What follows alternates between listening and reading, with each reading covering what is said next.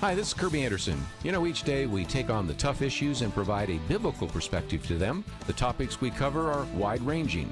Apologetics, theology, prophecy, creation and evolution, intelligent design, marriage, family, child-rearing, the millennial generation, friends and society, politics, economics, business, religious liberty, the Constitution, public policy, foreign policy, military policy, tensions in the Middle East, abortion, homosexuality, pornography, sexual ethics, media, technology, history, and America's godly heritage. We talk about anything that affects your faith, your family, or your freedom. So don't go anywhere, because Point of View starts right now.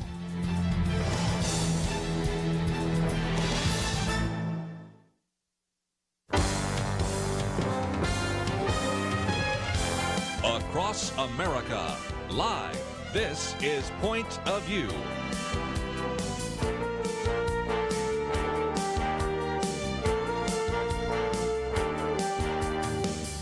And now, Kerby Anderson. Thank you for joining me today here on Point of View. This hour, we're going to spend some time talking about, of course, a local issue. That would be Amber Geiger. And if you have some comments about the sentencing that is going to be taking place after the verdict has been rendered, you are welcome to give us a call, 1-800-351-1212.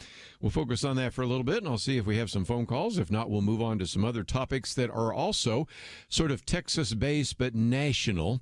One of those is a piece by the Attorney General of the state of Texas, Ken Paxton, talking about the dominance of Google. And the reason he and 51 attorneys general are actually launching an antitrust investigation about Google. So even though that comes from the state of Texas, of course, it has national implications. If you're complaining about gas here, let me just mention that one of the problems California is facing is because they don't allow gas that has been obtained through shale oil, I should say. And also because they've closed down a lot of foundries, refineries, and all sorts of things like that. They're averaging about $4 a gallon, and that's, in a sense, where now they're actually dependent on Saudi Arabia, like some of these other countries like Japan is, which is pretty amazing. So we'll get into that. And then we'll, of course, get into the campaign. And one of the biggest campaign news items so far is that Bernie Sanders had heart surgery today. So that may change the outlook rather dramatically. He has postponed an ad buy in Iowa. He has canceled all sorts of campaign events. I think that may cause a lot of people that felt the burn to say, maybe I don't want to support Bernie Sanders, but there's a perfect alternative, and that is Elizabeth Warren. As we pointed out the other day when Dr. Merrill Matthews was here, and I'll get into this a little bit more, he, in his article, reminds us that in some respects she is Bernie Sanders without the socialist label. And I've always had some questions as to whether or not at least loyal Democrats would actually want Bernie Sanders to run, since he's not a Democrat, number one, and number two, recognize he does carry a fair amount of baggage in terms of some of his socialist policies. But the reality is almost everything he's proposed actually has been picked up by Elizabeth Warren. So just a few minutes from now, I will also talk about some of the things that he has been proposing more recently. And I suspect that Elizabeth Warren may take those up. And it's interesting as well, there is a good article that just came out recently suggesting that if indeed Elizabeth Warren is the nominee, then it is quite possible that some of the Democratic donors in Wall Street will just sit out the election. So there are just a lot of issues on the table that we certainly can talk about. But let me, for just a few minutes, since we don't talk too much about some of the local items, this is certainly a story that not only is a Dallas story, not only a Texas story, it has become a national story. And, of course, yesterday we found out that Amber Geiger, the police officer, was found guilty for murder as she walked into her neighbor's apartment and killed him, Botham Jean. And that this is a rather unusual verdict for a couple of reasons. First of all, when a white police officer shoots a black individual, there is a lot of protest. I could certainly talk about Michael Brown, Trayvon Martin, and the list goes on and on and on. But the reality is that this was a set of very unusual circumstances in which her argument was, and I take it at face value, that she did not realize she was in someone else's apartment. Of course, the prosecution made it very clear that there were numerous warning signs for the fact that this did not look exactly like her apartment. There would be a couple of things that might have been suggestive. She could have left, even though they tried to use the castle doctrine to say that you have a right to defend your own home. Nevertheless, the verdict came down. We, the jury, unanimously find the defendant, Amber Geiger, guilty of murder as charged in the indictment. So a couple of questions I want to put on the table, see if any of you have any comments. Number one, do you agree with the original charge? There were a lot of people that said she obviously needs to be punished for something, but murder usually would be something that has premeditation. If she lived on a different floor, had a terrible argument with Botham Jean, goes into the apartment and shoots him, and then later tries to suggest she went to the wrong apartment, as her defense, you go, no, it's pretty obvious that this was premeditated. Murder means something. Words mean something. A little bit later, we're going to talk about how the state of New York wants words to mean something entirely different than what they really mean. And so there are some very important issues. So first of all, was the indictment or the charge of murder appropriate, or should it have been something like negligent homicide or whatever you might want to pick, manslaughter, what all? And so that's the first thing. Then second of all, do you agree also with the verdict and the possible sentence, which could be anywhere from 5 years to 99 years? So if you'd like to join us, I'd love to get some of your comments. 1-800-351-1212. Otherwise, we'll move on to some other topics. But I did want to put that on the table in case any of you have been wanting to call in and express your opinion. And, of course, one that is related to that, of course, is what's happening right now in terms of sentencing. So maybe that's a third question. Is it appropriate, do you think, to bring up all of the tweets, posts, and things of that nature? Because now they're talking about things that she's, for example, posted on Pinterest. I wear all black to remind you not to mess with me because I'm already dressed for your funeral. You know, some of the things she said about Martin Luther King Jr. parade, about African Americans and all that. As much as I may dislike some of the things she said, and even the relationship she was having with another police officer, it seems to me that one of the things that has been sort of the pillar of American jurisprudence is that picture of the woman who represents justice, who holds a scale with two very different balance scales, and she is blindfolded. And when we now go into not only the motivation, because I think you do sometimes have to look at motivation, was this premeditated? But even with these ideas, hate crimes, I don't care if the person did the crime, doesn't matter whether they had anger in their heart or not, they did the crime. But then now in the sentencing, where we're reintroducing what a nice man Botham Jean was, and he was, and maybe what a despicable person Amber Geiger was. I'm not so sure that's as fair a characterization, though the prosecution has moved in that direction. How should that even affect the sentencing? I think the sentencing should be based on the facts on the table. We make a big mistake when we try to get into the minds of other individuals. After the radio program yesterday, I had a chance to spend some time with somebody who's doing a fair amount of polling and surfacing of political attitudes. And I appreciate his comment that it really is hard to figure out what is in the mind of individuals. It's even more difficult to figure out how you change a person's mind to vote against your opponent and to vote for your candidate. And so if we recognize that it is difficult to get into the mind and motivation of individuals, I just have some questions about whether that needs to be part of the sentencing part of the trial, but that's what we're going through right now. And if you'd like to join us, I'd love to get your opinions. 1-800-351-1212. Amber Geiger, of course, is something we've been following for many days, and I just wanted to give you that opportunity early on if you wanted to express your opinion. If not, we've got a lot more to cover, and we will do so right after this.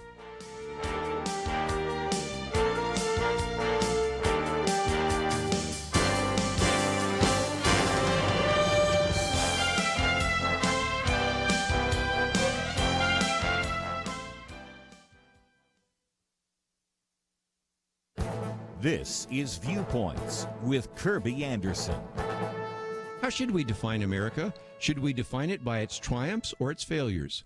While there are certainly some dark chapters in American history, we don't truly tell the story of this country if that is all we teach the next generation.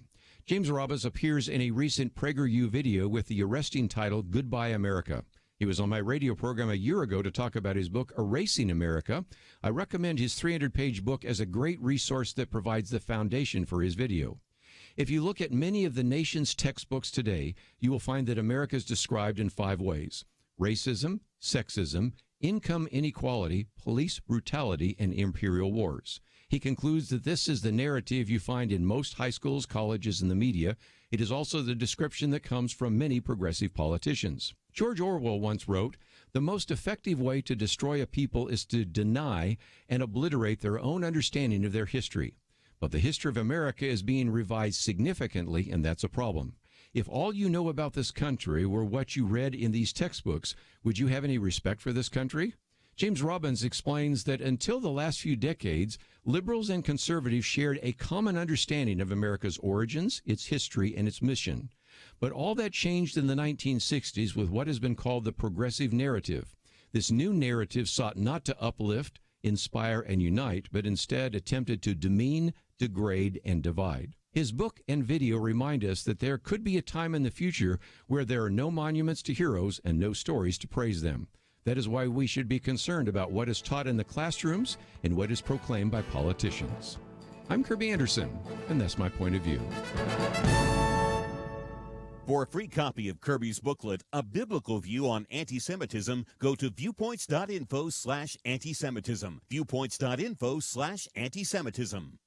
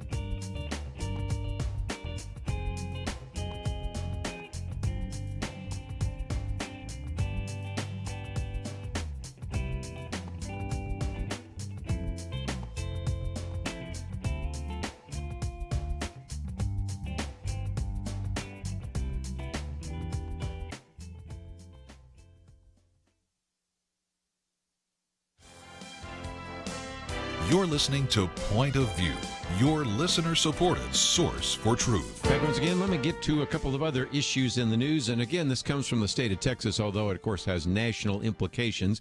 And that is that Ken Paxton, who is the Attorney General of the state of Texas, plus 51, I guess it'd be him plus 50 other attorneys generals, or it's attorneys general, I guess is how they say that, from different states, have indeed joined in an antitrust investigation into the business practices of Google. Now, one of the attorneys general that is actually part of that is from Louisiana. His name is Attorney General Jeff Landry. Now, he makes a good illustration, and this is one that Ken Paxton picks up on, because he says, let's just for a moment imagine that before the invention of radio and television, when the single source of print media were newspapers, then he said, if we would have allowed one person or one company to own all the printing presses, printing ink, and printing paper in the country. And Ken Paxton says, of course not. I agree with this great illustration. But he says, even though it's an excellent analogy, it doesn't even come close to affecting and really reflecting the complete, if you will, market dominance of Google, because he says for a more complete picture, we would need to add, at the very least, that the company also owns most of the stores where you can buy the most widely read newspapers and is effectively the only company that can sell you an ad in any newspaper around the country. Oh, that's a pretty good line. He says, moreover, that same company is effectively the only source for businesses to find out what newspapers their potential customers read. When you add those facts, you begin to get a good picture of just how much influence Google can wield over our lives every day.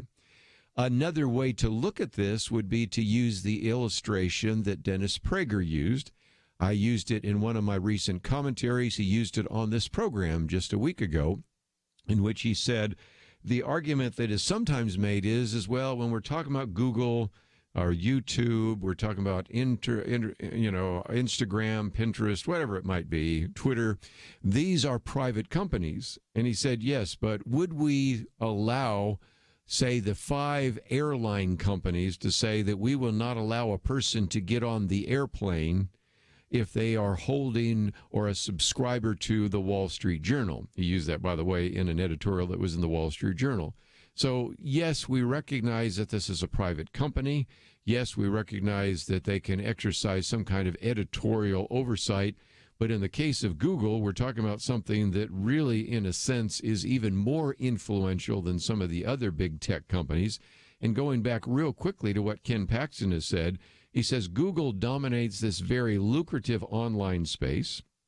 It connects advertisers who want to place online ads with publishers who want to sell advertising space on their websites, and it targets those ads to specific consumers using data collected from those consumers when they're using free services like Google Search, Gmail, Chrome, and other Google services. I've said to a number of people, including recently, I just said to my wife, if the service is free, you're the product. And that's exactly what's going on. Because then Ken Paxton goes on to say, even more than that, Google uses that data to target ads to consumers as they're hunting for news, searching for driving directions, looking up restaurant recommendations, or browsing for medical advice. This is a rough sketch of what the markets for digital advertising look like today, and they all revolve around Google. So, nevertheless, I thought I'd report on the latest in that regard, and we'll see where it actually leads in terms of a possible investigation. So just wanted to put that one on the table. And if nothing else, for those of you that are not living in the state of California, let me talk about this, because I was unaware of how dependent the state of California is on Saudi Arabia. I had no idea, because after all, they're just one of our 50 states, right? But the point the editors of the Wall Street Journal are making is that following the attacks on Saudi Arabia's oil facilities, and we talked about this a couple of weeks ago, many forecasters warned that gas prices would spike. Yet prices have hardly budged, for most of us around the table. Went up a little bit, then went back down, except in California, where they are surging due to policies that have made their state more dependent on foreign oil. So far, the average price of gas in the Golden State of California is more than $4 a gallon. More than $4 a gallon. Okay? And that is not going to go down anytime soon. And the editors give us a couple of explanations. First of all, a big reason gas prices didn't spike after the Saudi attack is growing U.S. shale oil production, which has doubled since 2012 to about 12.5 million barrels a day and added about 6 million barrels to global society. This has been offset and really has been able to offset the about 5 million barrels that were temporarily, if you will, kind of knocked out by the attack, the drone attack on Saudi Arabia. Yet oil production in California has declined about 18% in that same period of time as older wells are exhausted, and the huge regulatory costs in California make it less profitable to drill new ones. California has made up for its declining domestic production by importing more foreign oil by tanker, especially from, you guessed it, Saudi Arabia. And so as a result, they're actually, if you're a greenie at the moment, if you're an environmentalist, that actually emits more CO2, because think about the difference between drilling oil in Saudi Arabia, putting it on a tanker, then taking it from Saudi Arabia all the way, maybe you can go through the Panama Canal, I'm not sure they do, or all the way around to then the state of California. Just think of all the CO2 that was emitted simply to get the gas to California. And then, of course, the other issues are that regulatory costs have also not only kept the people in California and the various oil companies in California from drilling new oil wells, but it's also forced many of the refineries that are in California to close. The California Energy Commission notes that the cost of complying with environmental regulations and low product prices will continue to make it difficult to continue operating older, less efficient refineries. And so few refineries outside of the state produce the unique fuel blends required by California, because that's another issue. You have special kinds of blends that are only used there. So anyway, this gets back to a conversation my wife and I were having the other day, because she was talking with an individual who was thinking seriously of taking a job as a really significant and very successful chef in California at a price I won't mention on the air that seems just outlandish. I mean, it was like the kind of price that you would pay for maybe a college athlete, but even a professional athlete. So just an incredible amount, but concluded that for less than half of that amount, he could stay in Texas as a chef and do just as well.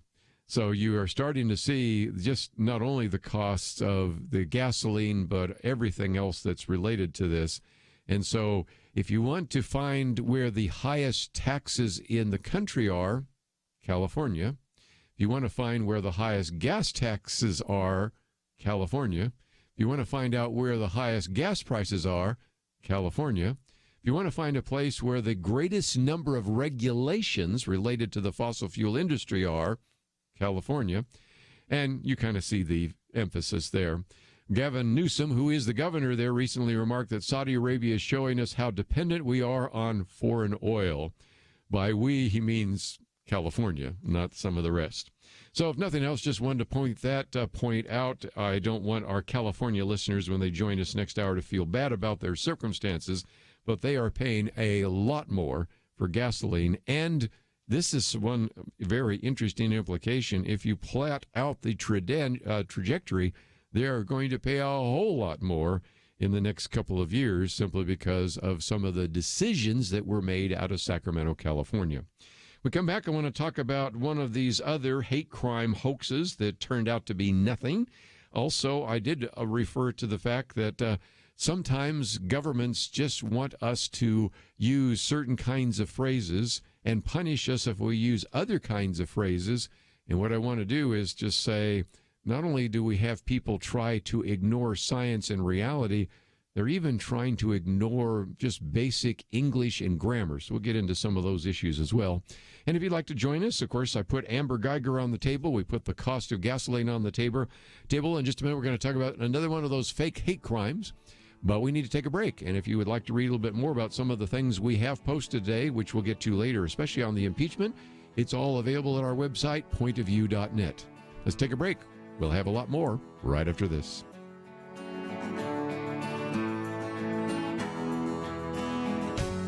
When you give to Point of View, does it make a difference? Jeremy Dies would tell you that it does. He grew up listening to Point of View in the back seat of his mom's car, and it helped to shape his thinking. I had parents that were able to sit across from me at the dinner table after we listened to Marlon Maddox and Kerby Anderson years ago and think through what the scriptures say about these issues of current significance in our lives. That's only possible because Point of View has come along and ministered into my life and made me who I am today. And here I am today defending religious liberty, partly because Marlon Maddox and Penn Dexter and Kerby Anderson were the ones that were pushing me towards all that. They taught me how to think through these issues. They didn't tell me what to think. They taught me how to think. Each gift you give will change lives. Not every Point of View listener will become a Jeremy, but if they listen for very long, they will be changed. And that will change how they impact and affect the lives of the people around them. So make that decision to change a life today. Join the Truth Team and boldly stand for truth in a world of lies,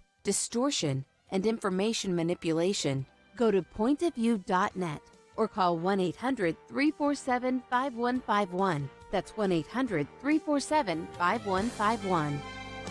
Point of View will continue after this.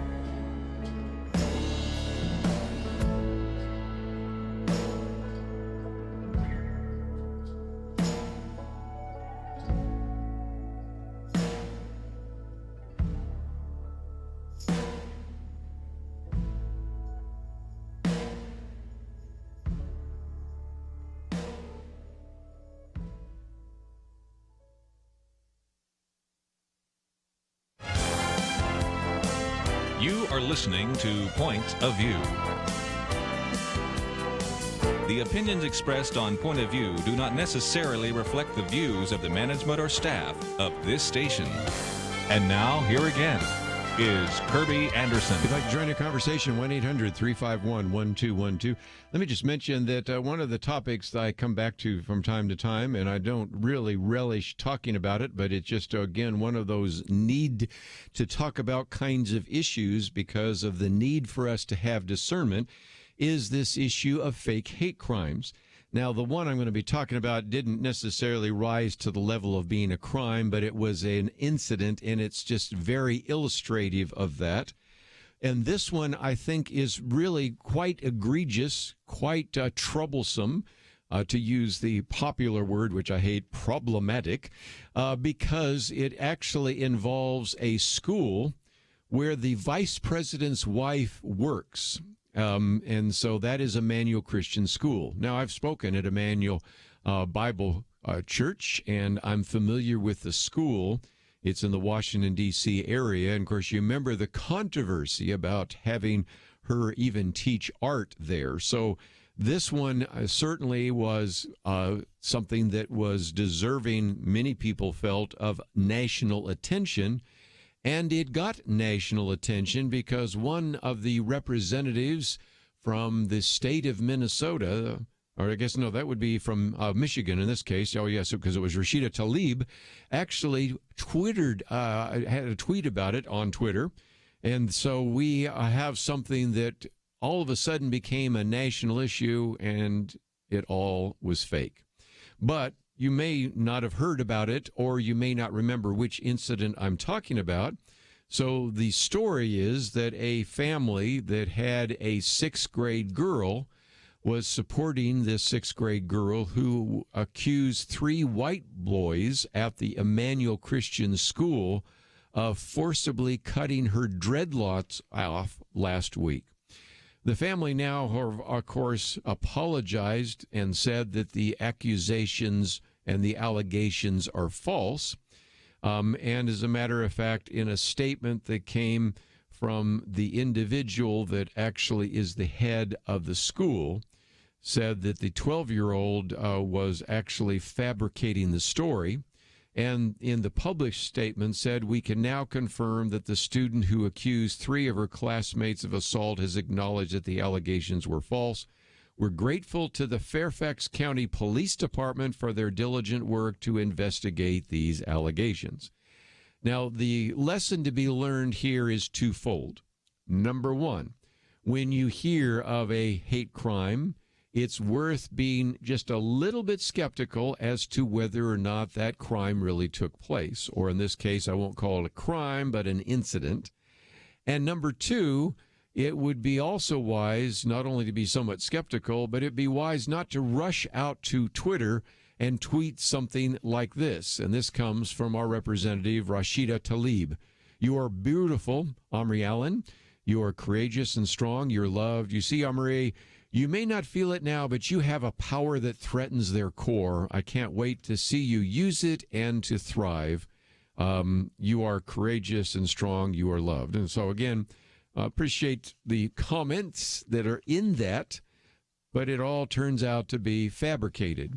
And if you say, this does sound a little familiar, I hope it does, because as we have all learned, certainly from a national incident of in a fairly liberal city like Chicago, was an individual who has a great deal of visibility, being on a very significant television show, who was arguing that he was attacked by individuals wearing Make America Great hats, or these were Trump supporters.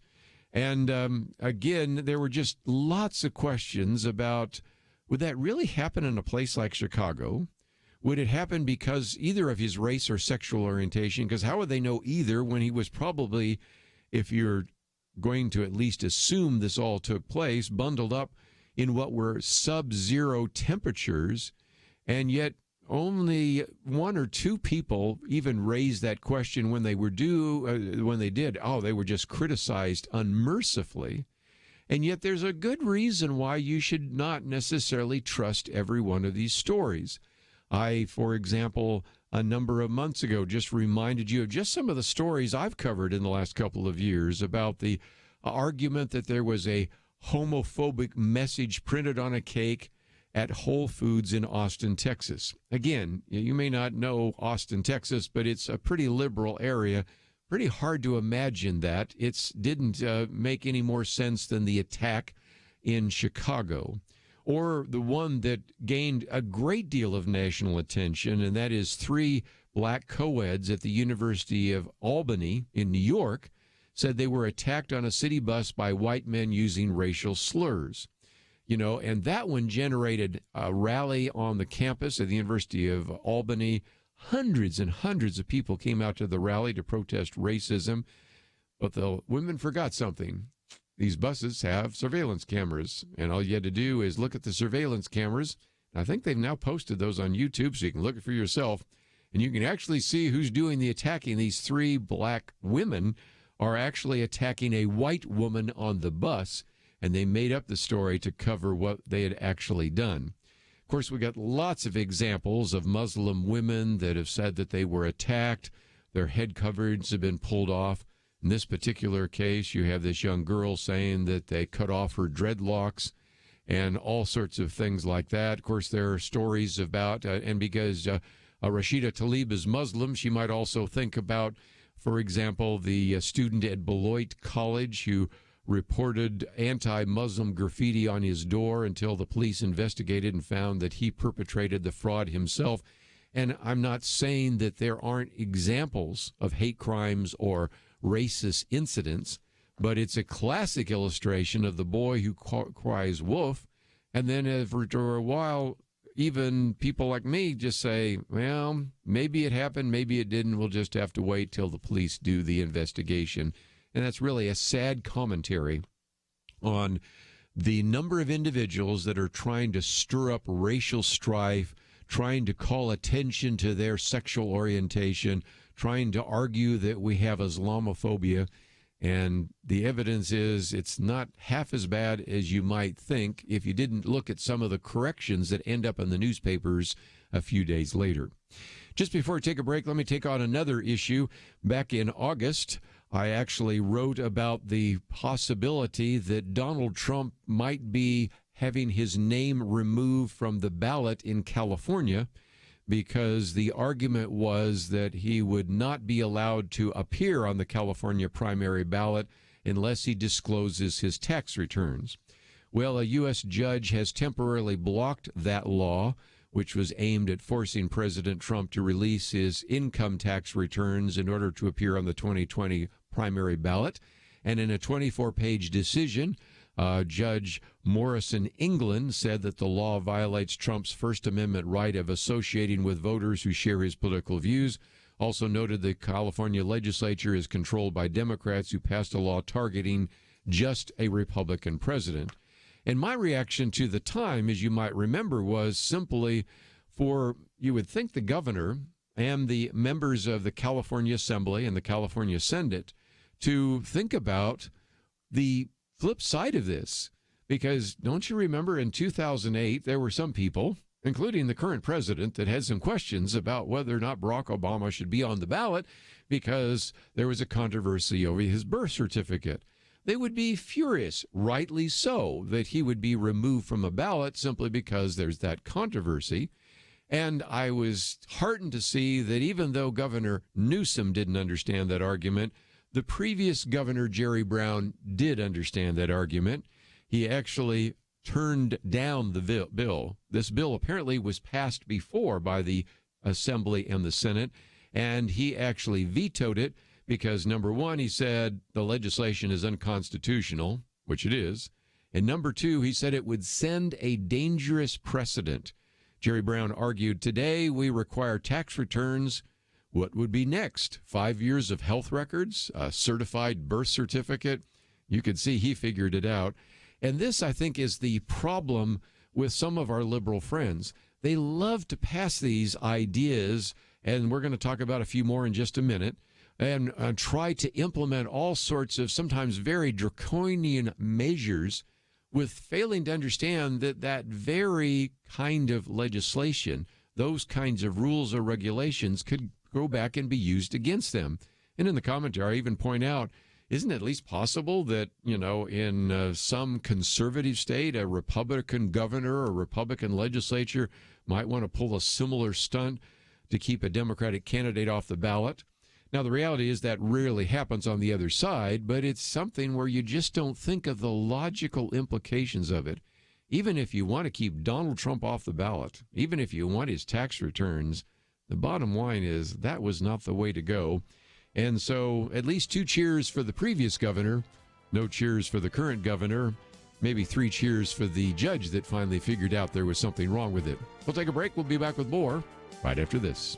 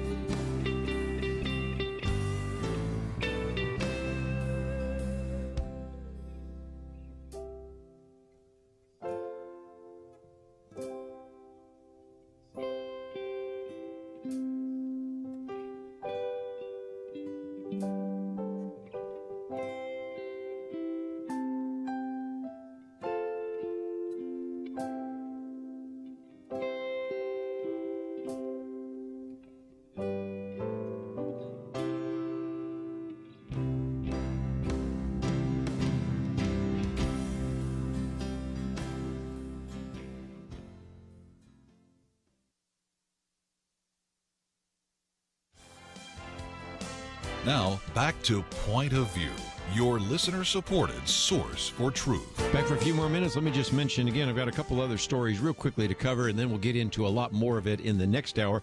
First, we're going to have Larry McCrary with us, Upstream Collective. He's been involved in planting churches around the United States. I think it would really be a great encouragement to find out what is happening in terms of church planting and even developing some of the cross-cultural work that he's been doing. So we'll be talking with him. He'll be in studio then the next hour, which, again, those of you that listen on radio would have to listen to maybe on, and I believe they're going to be changing that pretty quickly, so you'll be able to hear this as well, that third hour, but that will be with Scott Kedersha, and we'll be talking about Ready or Not, and that not is K-N-O-T. And we're going to talk about this whole marriage ministry. I'm a firm believer in that. At my own church, we have it, the marriage ministry, and really the program we put people through is Before I Say I Do is the name of the program. I've had all 3 of my children go through it, and 2 of the times it has ended up not getting married, and that was really positive. People might say, really? You're positive about something that kept some of these men from marrying your daughters? You bet I am. And we'll talk about that. And so it actually broke apart 2 marriages and confirmed another one. So there is something to be said about these programs, and we'll be talking about that in the 3rd hour today. Real quickly, this is another one of words mean something. Now, the city of New York, actually, to be precise, the Commission on Human Rights now says that if you use the term illegal alien in New York City, you could be hit with a fine as high as $250,000. Now, first of all, think of the problem with this. The term illegal alien is in the law. The law actually uses that term. And don't take my word for it. Hans von Spakovsky, who has been on the program with us before, he was part of the Federal Elections Commission. Now he's a fellow at the Heritage Foundation, said this is a fundamental violation of the First Amendment, but it's also bizarre that the city of New York believes it can punish someone for using the words illegal alien when that is the correct legal terminology used in federal immigration statutes and federal court decisions, including by the U.S. Supreme Court. And, of course, you would also want to say, well, then what term are you going to use? And in the past, when I've had people call in and criticize me for using the term illegal alien, then I always say, well, what would you suggest? And the one I hear most often is undocumented worker. And I said, again, words mean something. Worker. First of all, a number of people coming to this country are wives, mothers, children. They're not workers. So first of all, that's not even close to an accurate term. Undocumented, well, technically I'm not documented. Where am I documented? My papers, my birth certificate would be the closest thing you have to the fact that I have any. So, I mean, these phrases that just get thrown around, they don't communicate accurately. And in this particular case, this is probably the best example I can think of just simply saying, we don't like the term, so we're just going to say words actually can be dangerous, and we're going to fine you up to $250,000. Insanity reigns in New York City today. Just before we end, I thought I might read just a short piece that appeared in the Washington Times by our friend Foster Fries. He's been on the program with us before. His title is Bill Maher and Romans 12. Unfortunately, the Washington Times changed that. I like the title there better. But he opens with this monologue by Bill Maher, who uses the F word, so I can't even read it on the air. But just think of the comments by Bill Maher, atheist, about the death of David Koch. And the question that, of course, Foster Fries says, what happened to the kinder, more civil days of John F. Kennedy, Jimmy Carter, Bill Clinton? He said, former Senate Majority Leader Harry Reid told me recently that he longed for the Bob Dole days. So even when Harry Reid's saying this is too much, you know something. And he talks about the fact that really outside of politics, he says, and I see this myself, you go to shopping malls, you find people of different races and religions and political groups shopping together, eating together, laughing together. Athletic fields, you have kids, regardless of race or religious belief, hug each other in victory or sometimes even in defeat. And he talks about the fact that this is a remarkable nation indeed. And in most cases, we have been showing a level of civility outside of the political realm. My wife and I walk at least twice a day in our neighborhood, and there are Muslims that walk by us because I can tell from the headdress. There are people that are Asian American, Latin American, African American. There are people that I know who disagree with some of the signs in my yard, but are very gracious towards me, even though they know where I stand on some of the political candidates. And since I'm a precinct chairman, I'm a little more visible than most. And we have no difficulties at all. We've had some interesting, slightly elevated conversations about well, everything from Donald Trump to guns. So I understand that, but still, we get along pretty well. And the point he's making is why is it now that in this political realm we are seeing people making such strident comments? And I'll just use one of his in which he talks about Maxine Waters saying, if you see anybody from that cabinet in a restaurant, in a department store, at a gasoline station, you get out and create a crowd. You push back on them. Tell them they're not welcome anymore, anywhere. And he says, really, I see most of that on one side. He says, name the Democrats who were shouted out at restaurants like Sarah Huckabee Sanders or Ted Cruz. Who among the 20 Democratic presidential candidates condemned Bill Maher for his ruthless comments about David Koch? So finally he says, what does this all have to do with Romans 12?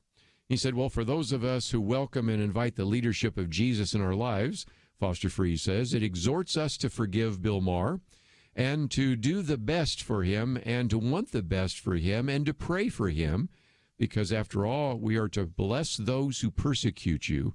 Do not be overcome by evil, but overcome evil with good. So he says, join me in praying not only for Bill Maher and Maxine Waters, but for all those on the far left who promote socialism and even ignore the violence of Antifa, because he'd been talking about that earlier in the piece as well. And then he said, interestingly enough, I've never met either of the Koch brothers, but he said, in all my encounters of David Koch, I only saw kindness, gentleness, civility, a love of fellow man. Having a brush with death in his youth, he devoted his life to helping others, particularly the disadvantaged.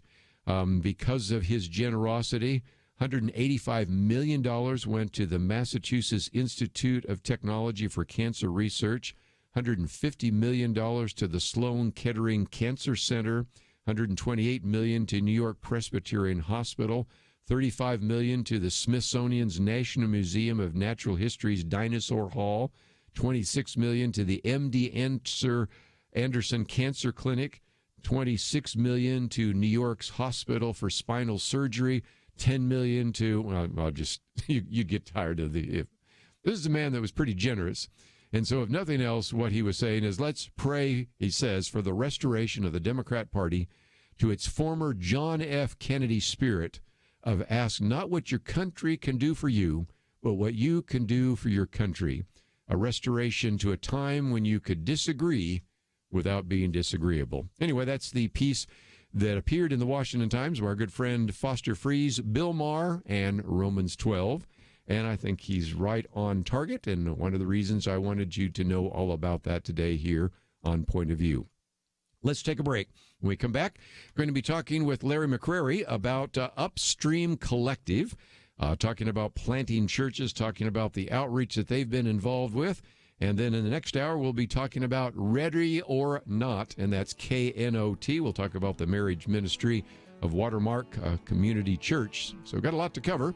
In between, we'll talk about immigration and a variety of other issues, as well as the ongoing campaign. All that coming up right after this. We live in a digital generation. Point of View is reaching this often overly plugged-in generation with truth. You can keep up with us 24 hours a day using your phone, your tablet, your laptop, or your desktop. Search for the Point of View Radio Talk Show on Facebook, where you can keep up with today's issues, learn about current and upcoming guests by liking us on Facebook. Also, follow us on Twitter. Our handle is @PointOfViewRTS. That stands for Point of View Radio Talk Show. Learn, interact, make a difference with Point of View using new media. And here's one way you can make a big difference. Help us increase our reach by spreading the word among your friends. Share a Facebook post. Tag us in a tweet. With enough joining us to plant seeds, we'll see a tremendous harvest. Come on, it only takes a minute. Search for Point of View Radio Talk Show on Facebook, @PointOfViewRTS on Twitter, and subscribe to the Point of View Radio Talk Show channel on YouTube. Learn, interact, share. The Point of View Radio Talk Show. Point of View will continue after this.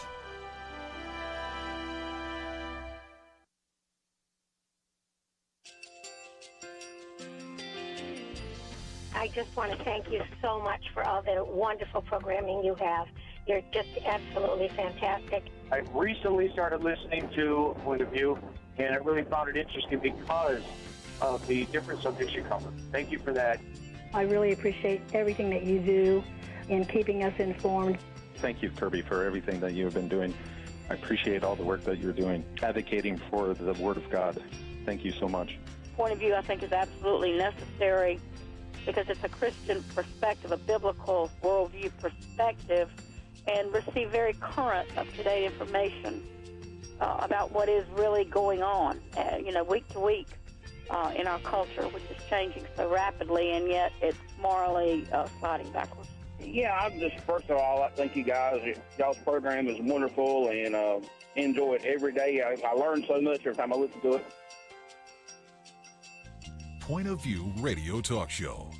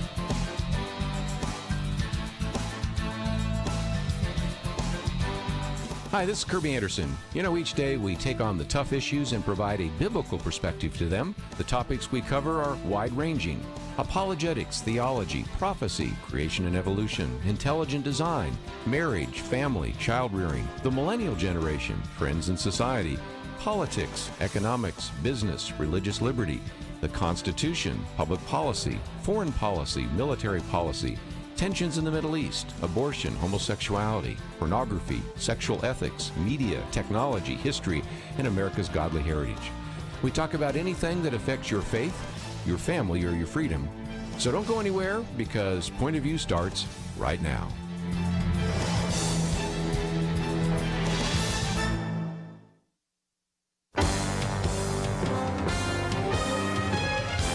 Across America, live.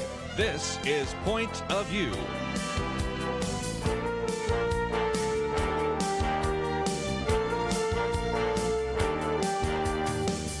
And now, Kerby Anderson. Thank you for joining me today. We've got a lot to cover in the next couple of hours, and let me just mention that later this hour we will get back to the ongoing debate about impeachment, so that's certainly one issue.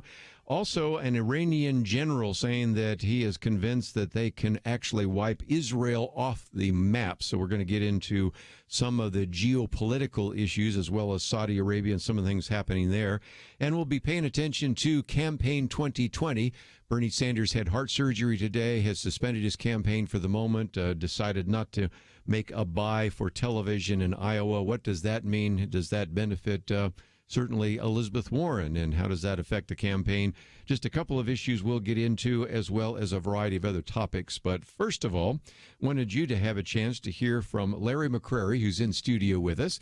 He is one of the co-founders and executive director of Upstream Collective, individual that has worked with the the North American Mission Board, moved his family to Western Europe, and then also been involved in the International Mission Board, has master's degrees in theology and Christian education, as well as a doctorate of ministry from Trinity Evangelical Divinity School, and joins me now in studio. It is great to be here. Thank you for having us. Great to have you here. Also joining you is Chad. And Chad, I apologize. I didn't know you were going to be here, so we don't have your bio. Maybe you can give it to us later. We'll put it up there, so if people want to know more about that.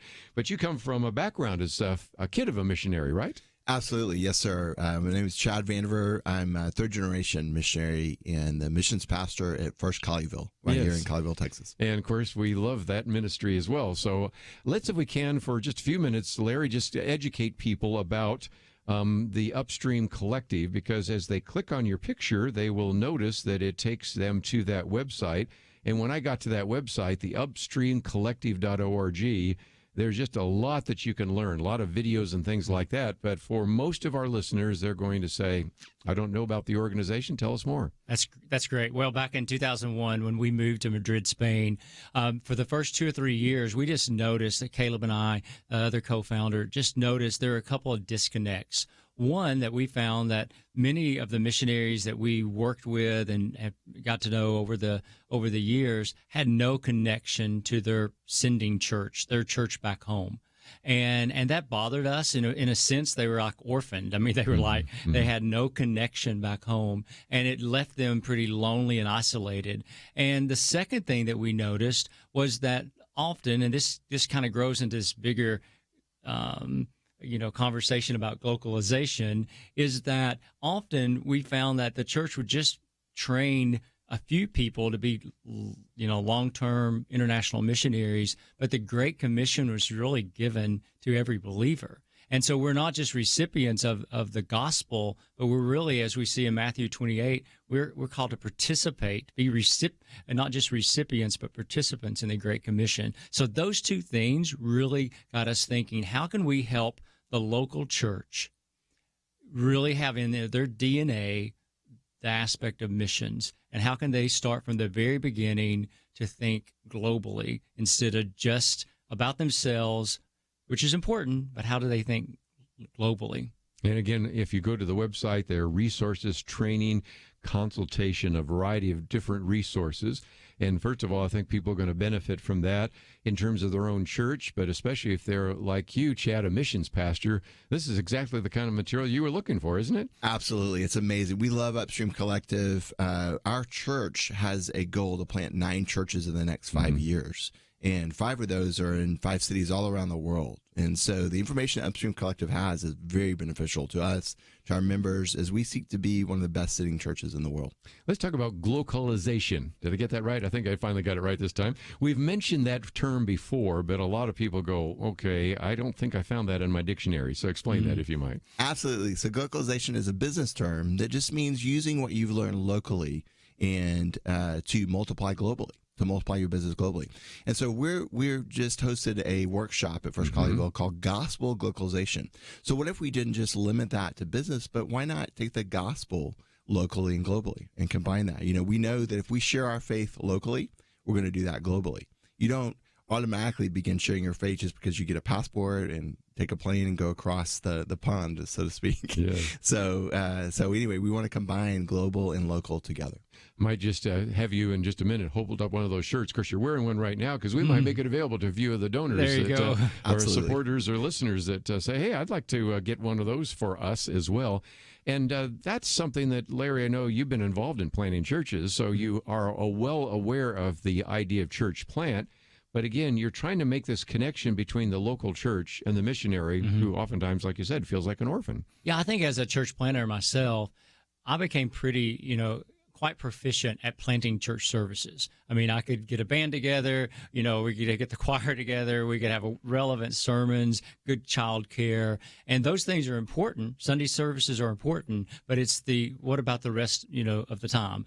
And how do we start thinking, locally and globally from day one, opposed to just our services? And how do we, really help every member think and act like a missionary? And when we wrote a book called Tradecraft, which has been our bestseller, it's crazy, but the whole thing is teaching everyday believers how to have gospel conversations, how to understand their neighborhood, how to think and act like a missionary when we go into a different place and learn a different language. All of us can learn about our culture in which we live, and how do we share the gospel and have gospel intentionality in everything that we do, wherever we live, work, or play. And I might just mention that if you go to the upstreamcollective.org, click on books, you'll find Tradecraft for the Church on Mission. And then, of course, you have the other book here, which is the newest one, Market Space, Essential Relationships Between Sending Church, Marketplace, Worker, and Missionary Team. So you're really trying to equip some of the individuals like Chad and others out there all over the United States listening to this broadcast, how to be able to do some of this and make you feel like you're part of the family rather than you've been somehow tossed out into the mission field, and we'll see you 5 years from now. Exactly. I mean, expats from the United States, if we just consider United States, and other countries, I mean, believers are being transplanted all over the world through their companies, through their jobs. And I don't think it's by accident. I think it's by God's design and his unbelievable opportunity for believers to take the gospel wherever God has planted them. Sure. And whatever address that would be. And so Market Space is kind of really taking a look at Paul and his time in Athens, and how, because he was a tent maker, he had credibility in the marketplace. He had the ability to be in the social space and talk about the gospel. And it was, those two spaces are incredible opportunities for every believer. And we're equipped with that. And so Market Space is, how do you put together mission and people in the church, and you put those and integrate those together in your daily life. That's for sure. Missions is very difficult if you're having to go to an Islamic country, for example. But I know business people that go there all the time. And so there are opportunities that if you are like the Apostle Paul, a tent maker, your company is sending you there, and you're instantaneously a missionary. You're doing business. And it's really good. Let's take a break. We have a lot more to cover. So Larry and Chad in studio with us. And if you want to ask a question, feel free to do so. 1-800-351-1212. If not, just sit back and, first of all, take in some of this information. And most importantly, go to the upstreamcollective.org, which we have a link on our website, so you can find out some more. We'll be right back.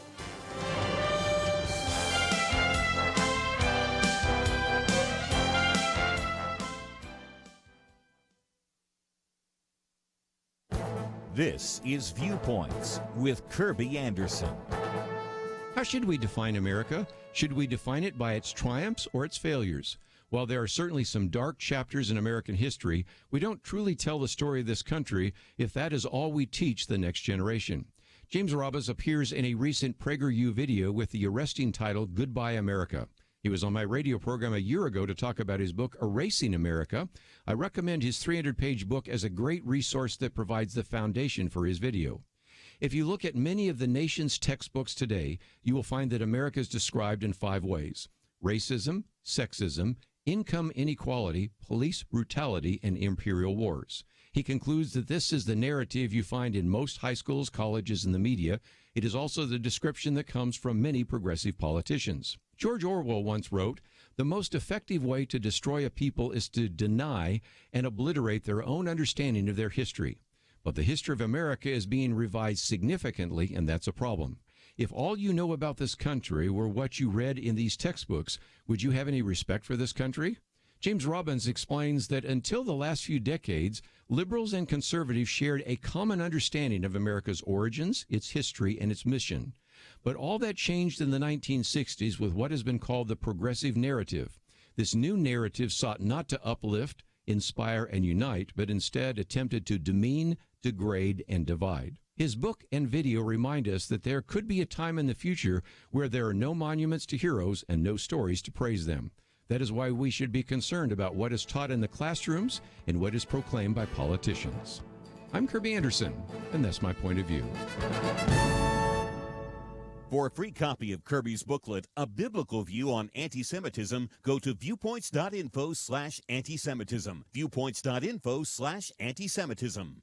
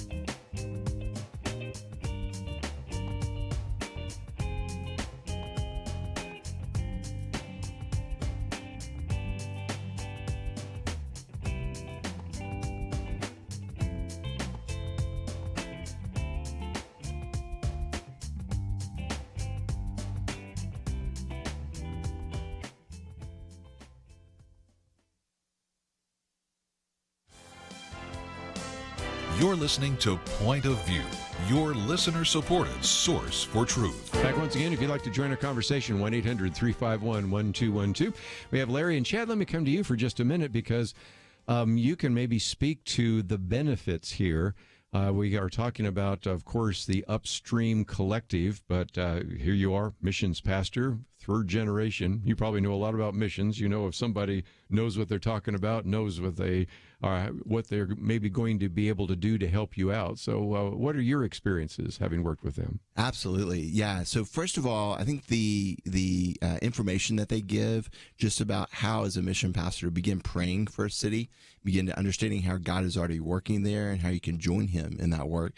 But next in participating in that, and how do you work with partners in the city? How do you do demographics in the city? How do you map a city so that you know where to strategically reach, hot spots in the city and connect? And then also in providing for people on the ground and coming alongside as a sending church, and not just sending people on the field, but really caring for them. Upstream Collective has done a great job helping the church understand how to be a very good sending church and sending agency, really. And so, having good missionary care is so important. Sending people out is one thing, but then receiving them back is very important. I know as a missionary kid coming back and forth from Africa and Western Europe to the U.S., that was so important. We were well received by churches that had sent us out. Man, that made all the difference for us as we go back on the field. You know, one of the other things I was thinking about is you're talking about you want to send, but you also want to go. And, you know, when we have people here from East-West Ministries, E3 Ministries, whatever it might be, they always say, here's an opportunity for a person listening right now who's never been to the mission field. And I'm a firm believer in short-term missions. I mean, talk about expanding your vision. Are there opportunities for people to actually learn about what is happening in the mission field and maybe even test it before they decide whether or not they want to become a missionary? Yeah, for sure. I mean, I think, again, for us, the heroes of the story or the churches. And we, as Upstream, we're like the guide. We're trying to guide them, and the Spirit's going to lead the church on where to be involved. And as we work with the church, we can help point them directions and give them and make strategic connections, but also help broaden their idea of what mission can be and what mission engagement is. In that way, more people can actually be involved in mission, whether that's short term or being a study abroad student or doing your master's overseas. But there's a variety of ways. And I think often the church has often looked at one way, the long-term vocational lifetime missionary. And we need that, right? But there's a lot of other ways, a lot of other pathways from short-term to mid-term that are just critical. And so we help the church kind of discover in their own footprint what that looks like. You know, I was talking to somebody the other day about missiology, and he said, really, this has changed missions because of the airplane. You know, and I really hadn't thought about it that way, but I thought, yeah, the typical missionary gets on a boat with all their belongings in a coffin because they're probably going to get buried there, and they take forever to get there. But, I mean, anywhere in the world, just the other day, I took my wife with me to Hungary. She's been with me to the Philippines and things like that. And you think about how long it would have taken just a century ago to get there. And now I can put you pretty much any place in the world and do short-term missions. And for a lot of people, Larry, let's just be honest, they have never led a person to Christ in the United States. And we get them to some of these second world and third world countries. They have, for the first time, seen spiritual fruit. And that's an encouragement for them as well, isn't it? And speaking of, you know, how the world, like social media, enables them not to just meet them one time on a short-term trip and it's over. They're able to stay connected with them. And God can use that through some neat discipleship opportunities. Absolutely. You know, I teach a gospel conversations class at our church. Oh, good. And so as I'm taking groups from our church on mission, I always tell them that, you know, with not just social media, but with FaceTime and Zoom calls and, you know, WhatsApp, there you can build relationships in a city and then come back and disciple people virtually. And so it's the beauty of technology right now. It has transformed missions. And so many of them speak English, so you don't have the translation issue that you used to have. A little bit later, we're going to talk about Iran. Of course, I was talking about this Iranian general that wants to wipe Israel off the map, but I'm also going to talk simultaneously about Iran has the world's fastest growing church, despite no buildings, mostly led by women, you know. And so God is moving anywhere in the world. But wouldn't you want to be part of something God is doing? And so you really help people connect at Upstream, don't you? Yeah, we really do. And again, we work with the church, and we want to equip the church to be able to equip their people so that every person there is thinking and acting like a missionary. And so missions is not just one person. It's not just an activity of the church. It's really the identity of the church. And it's part of who the church is. And if we can help communicate that to the church, and then the church is able, we provide the resources, the coaching that really, and the connections that help the church roll that out to all of their members. Let's see if we can talk about your book, The Market Space, for just a minute, because that's just one of the resources, of course, we have sitting in front of us right here. Essential relationships between the sending church, marketplace worker, which we just talked about, and the missionary team.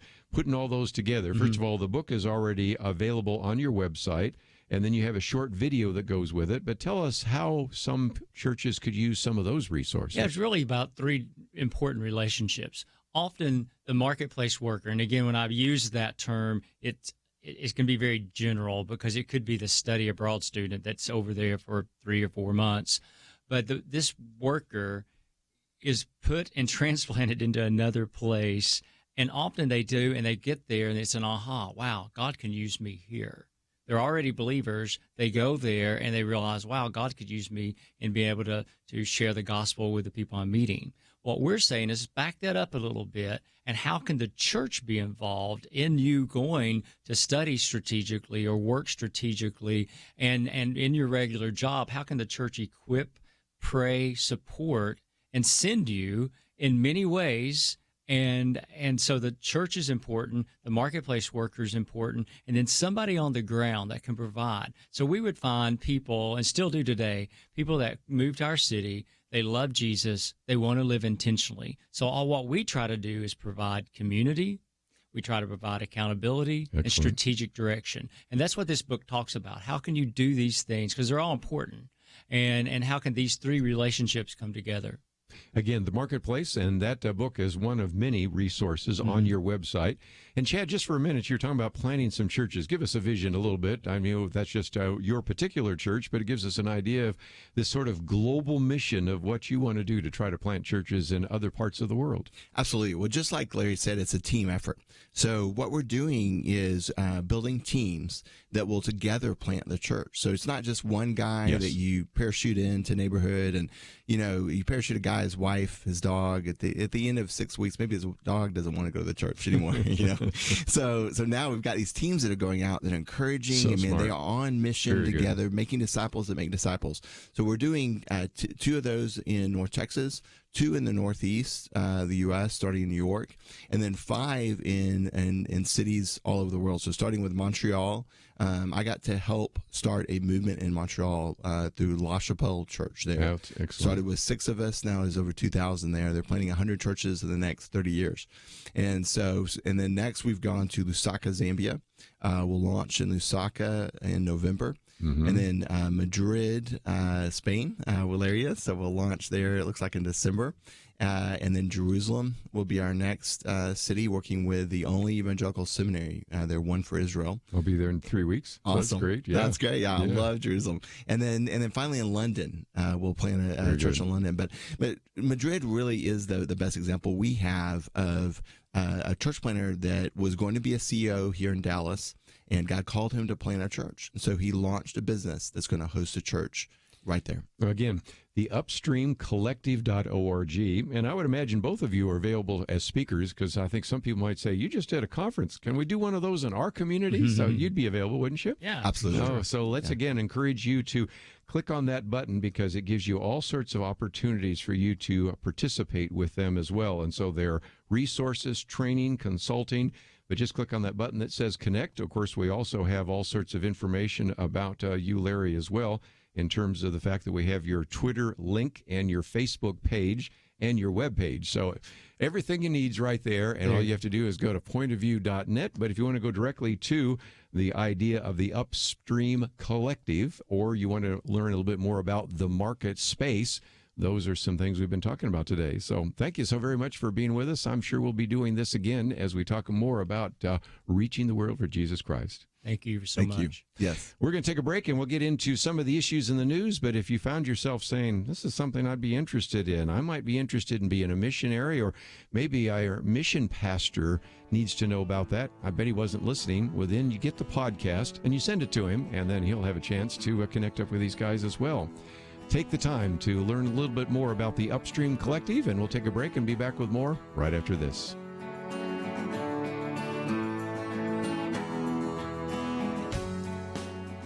There's an old saying that the first casualty in war is truth.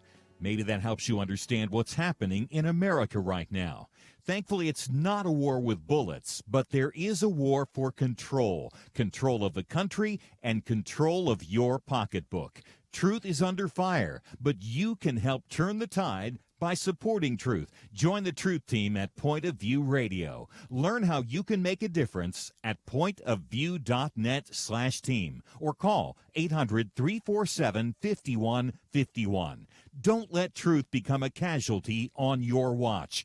Pointofview.net/team and 800-347-5151. So what would you do with an extra $500 a month in your budget? Pay off loans, save it, do something fun? Well, it's something you may need to think about if you become a member of MediShare. MediShare is a Christian healthcare sharing ministry, and it works. You can save big time on your healthcare costs, and you don't have to pay for things you don't believe in either.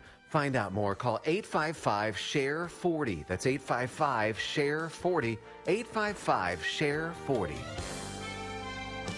Point of View will continue after this.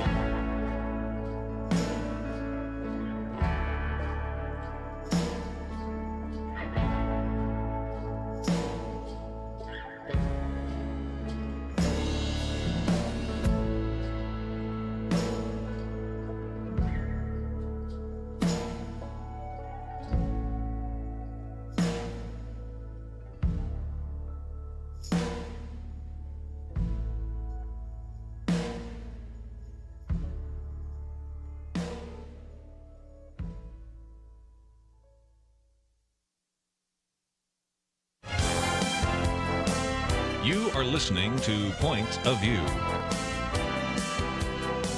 The opinions expressed on Point of View do not necessarily reflect the views of the management or staff of this station.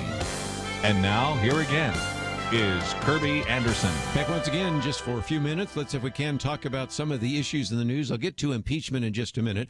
And if you go to the website, two very good articles. One by Al Perota, who's been with us before, Democrats' excessiveness may backfire. And then Rich Lowry, the problem with impeachment. Impeachment is about to make everything worse. So we'll get to that in just a minute. But the kind of the breaking news in terms of the campaign was the announcement that indeed Bernie Sanders had to go through heart surgery. The campaign then announced that they were canceling the campaign events until further notice, postponed a planned purchase of TV ads in Iowa because he had to undergo emergency heart surgery, and he had chest discomfort. They found a blockage in an artery.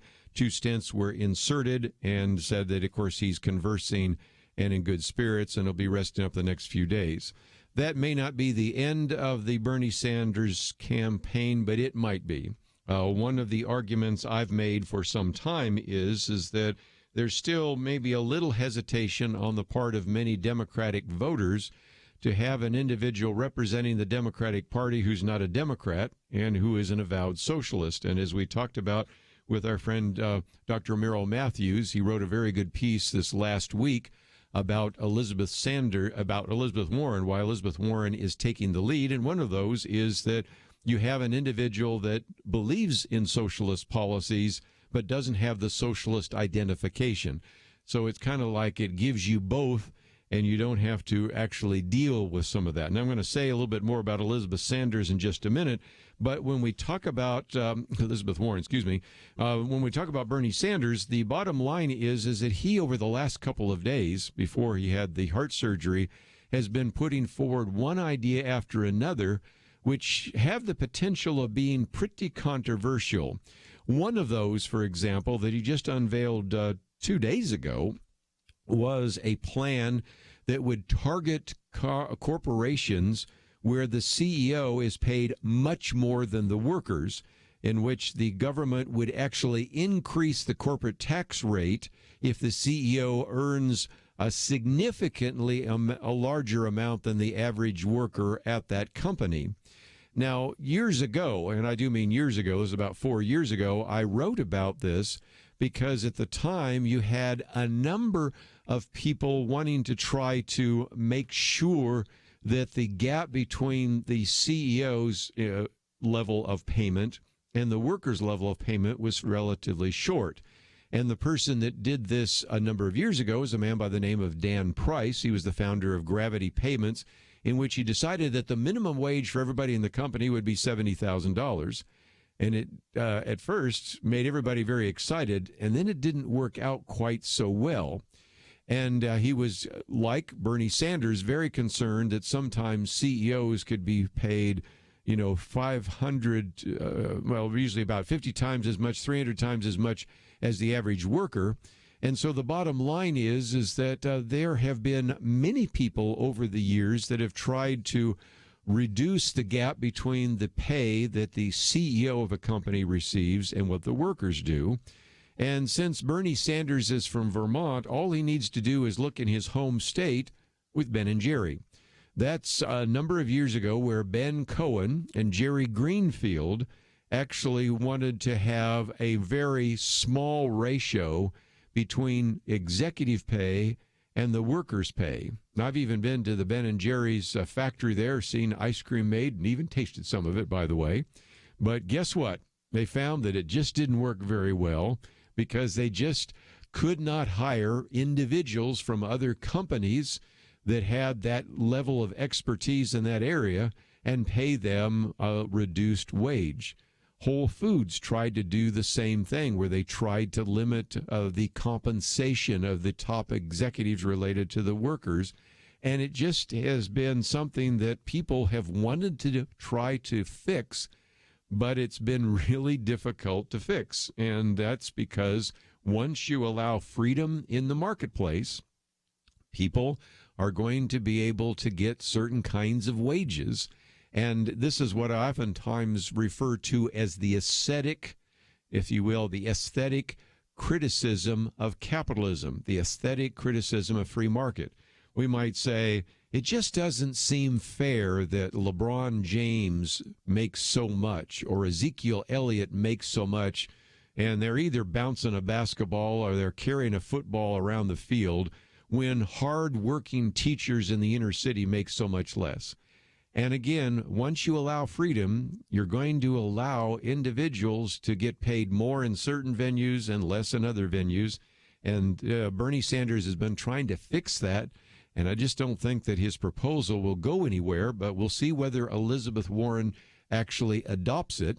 And the other is, as he is also wanting to go after some of these millionaires and billionaires, he wanted to roll out this idea of an extreme wealth tax. Okay, but that in order to actually enforce it, he also wants to create a national wealth registry. And that's when people start saying, wait a minute, you have to register your wealth. The idea is trying to combat capital flight, various forms of tax avoidance. And, if you don't think socialism involves totalitarianism, just look at some of the ideas that over the last couple of weeks that Bernie Sanders has put forward, which brings me now to Elizabeth Warren. Elizabeth Warren is taking the lead. Number one, as Dr. Merrill Matthews says in his column that came out on Friday in The Hill, because she's really one of the best prepared, most engaged, on-message candidates out there. Whatever you might think about her proposals, if there's one thing you hear Elizabeth Warren say a lot, I have a plan for that. Somebody asks a question, I have a plan for that. Another question, I have a plan for that. And so she always seems ready to answer the question. So number one, that's a strength. Number two, as I mentioned just a minute ago, if you believe in some of these, I would call them socialist policies, or let's just call them progressive policies, but you don't want that socialist label on there, Elizabeth Warren becomes your person. And is it possible that the individuals that are already supporting Bernie Sanders might say, well, maybe his campaign's not going anywhere? Where do you think they go? I think a lot of them go to Elizabeth Warren, because here you still get many of the policies that Bernie Sanders has been putting forward, but you get them with a woman, Elizabeth Warren, who actually does not have the socialist label baggage. Also, let's just give her credit where credit is due. She's really one of the most approachable of the candidates.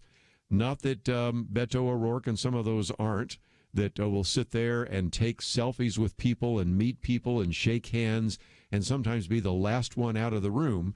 But some of these people, they're just a little bit too off-putting, and they have a personality that reminds some of the Democrat voters of Hillary Clinton, who so kind of wanted your vote, but I'm not really going to get you to be your friend. And then, of course, one other benefit of Elizabeth Warren that even Bernie Sanders doesn't have, and that is she's a minority. And I put that in quotes. Women are not a minority in America, but she is a minority. And I don't mean she's an American Indian, because that gets you to the negatives just before we take a break that we have with Elizabeth Warren, because, of course, the insistence for really now decades of having a Cherokee identity, her claims that her white parents had to elope because of racism, or even 5 years after the matter was litigated, she still falsely asserts that Michael Brown was murdered in Ferguson, Missouri. Of course, I mentioned the other one that just kind of makes everybody smile, that she was the first nursing mother to take the bar exam in the state of New Jersey, and a variety of other statements that she's made in her attempt to try to be like people, drinking beer and all the rest. But, of course, the negatives that have just now surfaced in this really insightful piece that came out points out that now some of the Democrats are actually starting to say, you know what, I am not sure if indeed Elizabeth Warren is the nominee, whether or not I will support her. And this comes from our friend Jim Garrity, which was pointing out that this could end up hurting her rather dramatically, because if indeed you have those individuals who identify themselves as Democrats, and these are Democratic voters, and here's the actual quote from CNBC, Democratic donors in Wall Street and in big business are prepared to sit out the presidential campaign fundraising cycle, or even back, President Donald Trump, if Senator Elizabeth Warren wins the party's nomination, because of the many critical things she said about corporations. So we'll see where that plays out. But if nothing else, rather unexpected event in the Sanders campaign was the fact that he's now had to postpone his campaign for the moment, has decided to postpone his Iowa television ad. We'll see whether he shows up on the next debate. But we have a lot more to cover, and we'll do that right after this.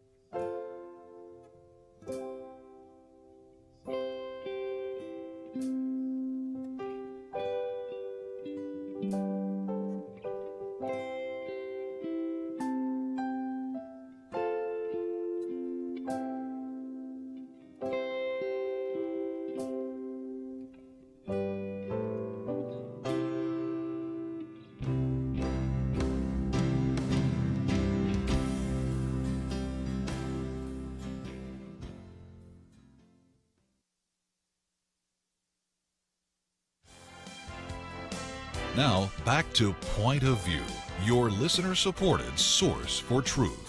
Back for a few more minutes, and let me just mention that in the next hour, we're going to be talking about the opportunity to use your church to make sure that young people are really ready to get married.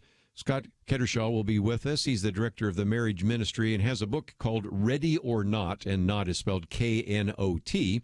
And I've, in the past, have done interviews on this program about various programs that have been developed before I Say I Do. And so we're going to talk a little bit about that. Young people oftentimes have very unrealistic expectations about marriage. So we are going to spend some time talking about 12 questions that should really be answered before you get married. And so if you are thinking about getting married, you do not want to miss this. If you know somebody that is getting married, and you do, because just look at the number of wedding announcements we get every single year, or if your church has been saying, you know, the divorce rate is so high, is there something we can do?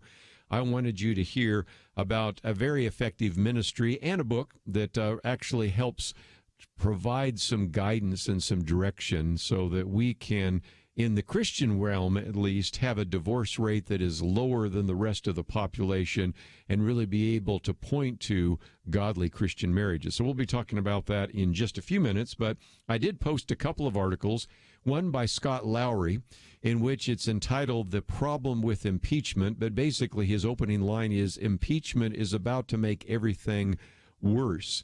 And if you think that our politics are overheated now and our institutions are beleaguered and the public debate has become incivil and degraded, just wait till we end up in impeachment. And so, again, he begins to ask some questions. First of all, why are certain leaders going down this road? Is there enough to impeach and remove the president? Because the first thing he says is, even if you concede, and I disagree with, but even if you concede what the president, that is President Trump, was trying to engage in a conversation with Ukrainian President Zelensky, he goes on to say that presidential level diplomacy always involves horse trading, and this surely is not the first time a president has prodded an ally to do him a favor in his political interest.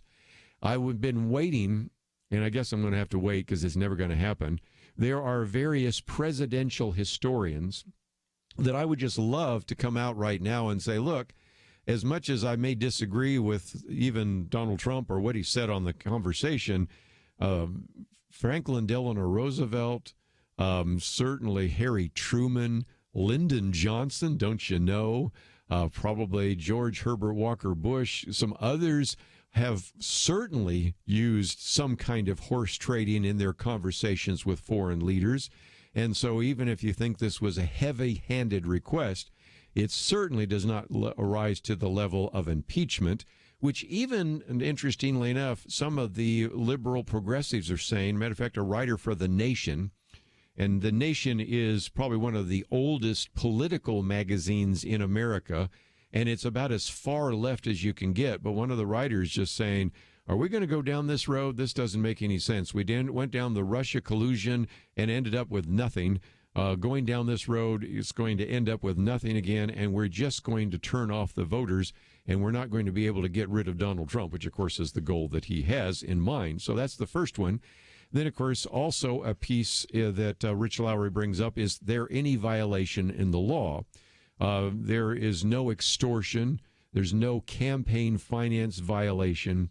And he goes into this in some detail. So I just wanted to post it so that if you find yourself having a conversation with people saying, well, this is reason enough for impeachment, you might say, well, can you just read this piece?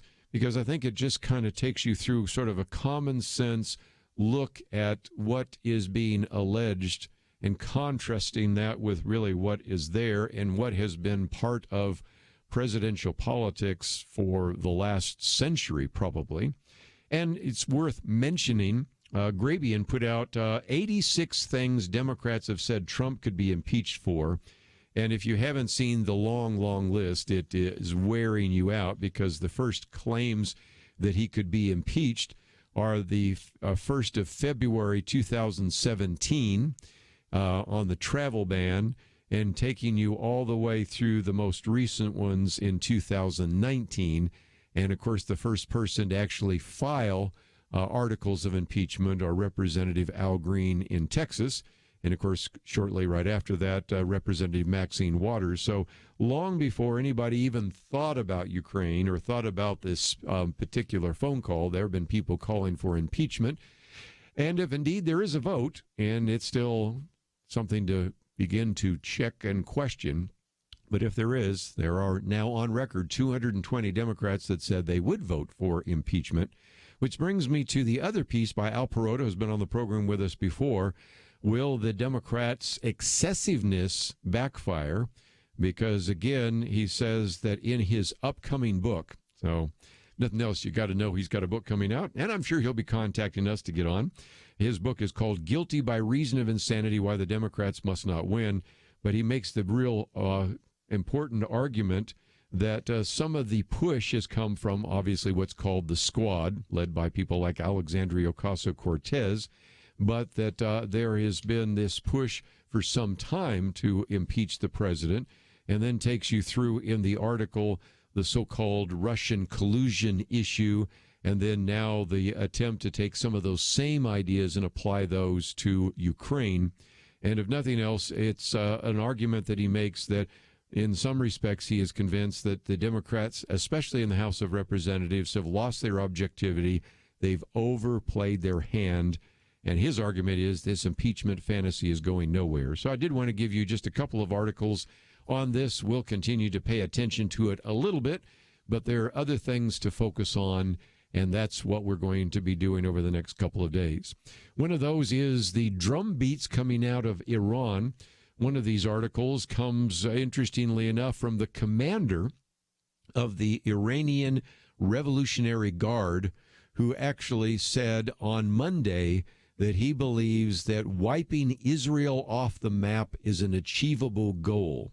And in light of the fact that Iran is probably the reason for the drone attack in the refining facility and oil facility in Saudi Arabia, there have been some that have been really calling for some kind of military attack against Iran. But as Christians, I think we need to say, wait a minute, because that brings me to my other article. Iran has the world's fastest growing church despite no buildings, and it's mostly led by women. And so there's this whole documentary now that just simply points out that there has been what many people are calling an Iranian awakening, in which there are so many individuals, former Muslims, who have become Christians. And interestingly enough, it is happening because the so-called Iranian church, and I put that in quotes, owns no buildings, owns no property, really has no central leadership, and predominantly, as I just mentioned out a minute ago, is predominantly led by women. Now, it does have leadership. It's the Holy Spirit in their lives, and it's Jesus Christ. But nevertheless, I thought it was intriguing, and just a reminder that sometimes we are tempted to say, we just need to go after the Iranians. No, if we could remove the Iranian mullahs and ayatollahs, I think Iran might even turn into something that looks a little bit like a Christian country because of the remarkable movement of the Spirit in Iran. So if you haven't been praying for the believers in Iran and praying for the evangelistic outreach, let me encourage you to do so. And if you'd like to read some of these articles I've been quoting from, they are available at our website, pointofview.net. And as you go to the website, I hope you might even click on that button that says Truth Team. I'd encourage you to join the team. Your financial support keeps us on the air and helps us bring these programs to you every single day. Let's take a break. We're going to talk about how to have strong marriages right after this. When you give to Point of View, does it make a difference? Jeremy Dyes would tell you that it does. He grew up listening to Point of View in the back seat of his mom's car, and it helped to shape his thinking. I had parents that were able to sit across from me at the dinner table after we listened to Marlon Maddox and Kerby Anderson years ago and think through what the scriptures say about these issues of current significance in our lives. That's only possible because Point of View has come along and ministered into my life and made me who I am today. And here I am today defending religious liberty, partly because Marlon Maddox and Penn Dexter and Kerby Anderson were the ones that were pushing me towards all that. They taught me how to think through these issues. They didn't tell me what to think. They taught me how to think. Each gift you give will change lives. Not every Point of View listener will become a Jeremy, but if they listen for very long, they will be changed. And that will change how they impact and affect the lives of the people around them. So make that decision to change a life today. Join the Truth Team and boldly stand for truth in a world of lies, distortion, and information manipulation. Go to pointofview.net or call 1-800-347-5151. That's 1-800-347-5151. Point of View will continue after this.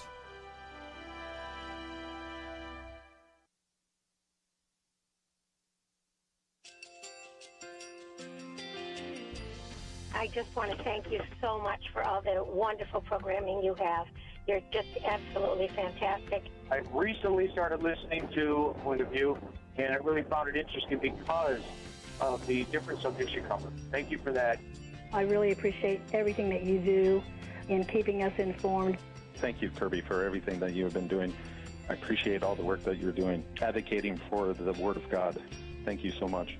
Point of View, I think, is absolutely necessary because it's a Christian perspective, a biblical worldview perspective, and receive very current, up-to-date information about what is really going on, week to week in our culture, which is changing so rapidly, and yet it's morally sliding backwards. Yeah, I'm just, first of all, I thank you guys. Y'all's program is wonderful, and enjoy it every day. I learn so much every time I listen to it. Point of View Radio Talk Show.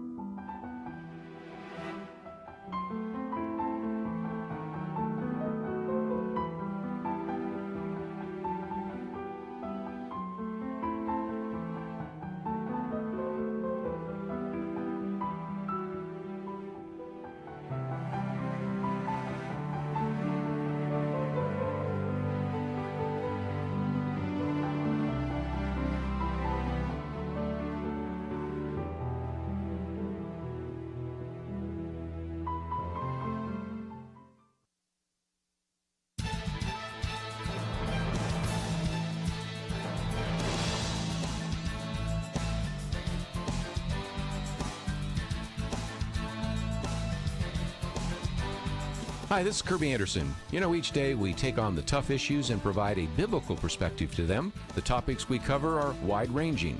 Apologetics, theology, prophecy, creation and evolution, intelligent design, marriage, family, child-rearing, the millennial generation, trends in society, politics, economics, business, religious liberty, the Constitution, public policy, foreign policy, military policy, tensions in the Middle East, abortion, homosexuality, pornography, sexual ethics, media, technology, history, and America's godly heritage. We talk about anything that affects your faith, your family, or your freedom. So don't go anywhere, because Point of View continues right now.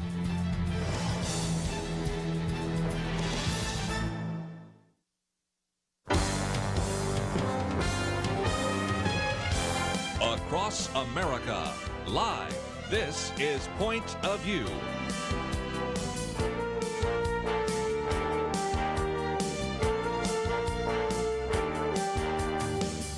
And now, Kerby Anderson. Thank you for joining me. This hour we're going to give you a chance to comment on a variety of different issues. The number is 1-800-351-1212.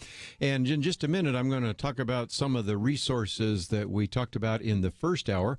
Larry McCrary was with us, and we're going to offer a couple of copies of his book and the T-shirts that go with it. And I'll give you that number in just a minute. It's just one of our ways of saying we had a couple of extra books. We wanted to give those away, and if you are interested in missions, we'll announce that in just a minute. But first of all, let me take on a couple of issues that I have addressed in some of the commentaries I do. I do a Viewpoints commentary every single day. Some of you have a chance to hear it on your radio program, but even if you do not, and I know some radio stations that carry this program do not carry my commentary. I know lots of radio stations and networks that don't carry Point of View that carry my commentary. Actually, more people probably hear my Viewpoints commentary than even hear Point of View radio talk show. But that being said, I've seen a couple of things on the horizon that have really borne out to be the case. One of those, as you might remember back in August, I did talk about this on the air, and I did a commentary about it, and that is the state of California wanted to ban Donald Trump from actually appearing on the California primary ballot unless he discloses his tax returns. And so we now have a ruling. A U.S. District Judge, Morrison, England, actually has placed a temporarily block on the California law, which was aimed at forcing President Trump to release his personal tax returns in order to appear on the 2020 ballot. In his 24-page decision, Judge England said that, first of all, it violates Donald Trump's First Amendment right of associating with voters who share his political beliefs. He also noted that the California legislature is controlled by Democrats who passed a law that was specifically targeting a Republican president. He said in his decision the dangerous precedent set by this act, allowing the controlling party in any state's legislature to add substantive requirements as a precondition to qualifying for the state's presidential primary ballot, should concern all candidates alike. And so this, of course, was hailed as good news. Jay Sekulow has been on the program with us before, who's one of the attorneys for Donald Trump, actually said this was successful and certainly encouraging. But, of course, it's just a temporary stay. Something might still be implemented. But back in my Viewpoints commentary, and if you'd like to read it, especially those of you in the state of California, but any other state, it is August 13th. And I pointed out that the focus of the California Assembly and the California Senate and the governor, Newsom, was to actually try to add additional standards to what it takes to require for an individual to be on a ballot. Now, first of all, the United States Constitution does have a few minimum standards in terms of age, natural-born citizen, but says nothing about tax returns. And whether you believe the president should release his tax returns or not, and I've always said I think he should, it just will take one less argument off the table. The point is, once you head down that road, what do you want next? Medical records, tax returns, whatever. And my concern is that you might just start thinking about what this might mean if the roles were reversed. And interesting enough, that was exactly what the Wall Street Journal talked about at the time. Suppose you have some Republican in some red state wants to pull a similar stunt on a Democratic candidate. You can obviously see where this is going. And it just apparently never really occurred to some of the people in the California Assembly, the California Senate, or even in the governor's mansion, although I was encouraged to see that it had. The previous governor, that would be Jerry Brown, actually had an opportunity to sign a similar bill and vetoed it for two reasons. Reason number one, the legislation is unconstitutional, which I agree. Number two, he said it would send a dangerous precedent. Jerry Brown argued, today we require tax returns, but what would be next? 5 years of health records? A certified birth certificate? And I thought, yeah, could anybody remember what one of the big issues was back in 2008? Even this current president had some questions about the birth certificate of Barack Obama, and you just kind of see that this was a political stunt. It should be declared unconstitutional. At the moment, of course, all we have is a block, a temporary block on it, but hopefully that will make its way up from the federal court to the appeals court.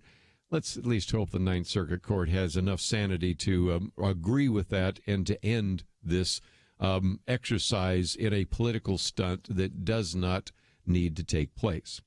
Another story that I wanted to cover is one that actually has some pretty significant national significance because it was the allegation by a sixth grade girl who said that there were 3 white boys at her private Christian school that forced her to cut her dreadlocks. This one had a national implication because she actually attends Emmanuel Christian School, which is located in the Washington, D.C. area. I've actually spoken at Emmanuel Bible Church. And if that school sounds familiar, yes, that's the school where the vice president's wife, Karen Pence, actually teaches. So this was, of course, a national controversy.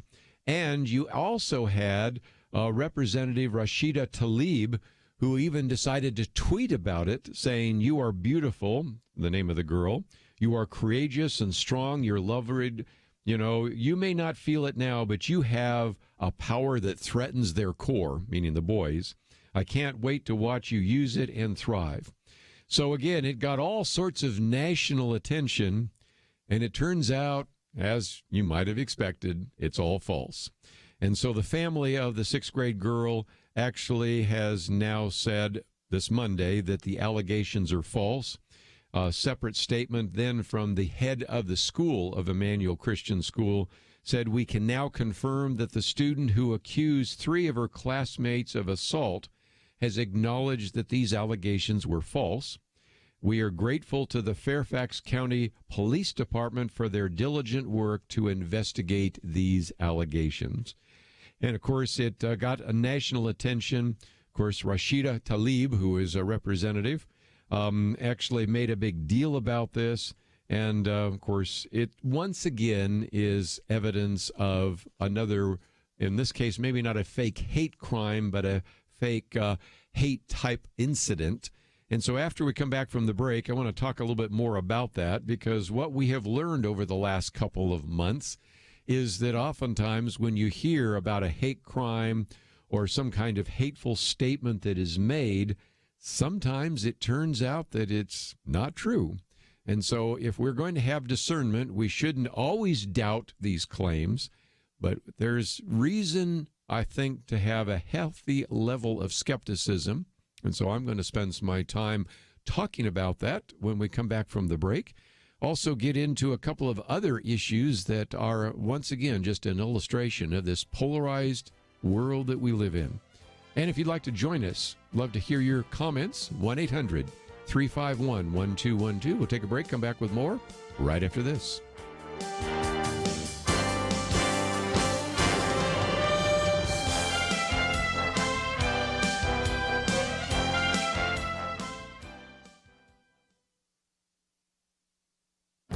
This is Viewpoints with Kerby Anderson. How should we define America?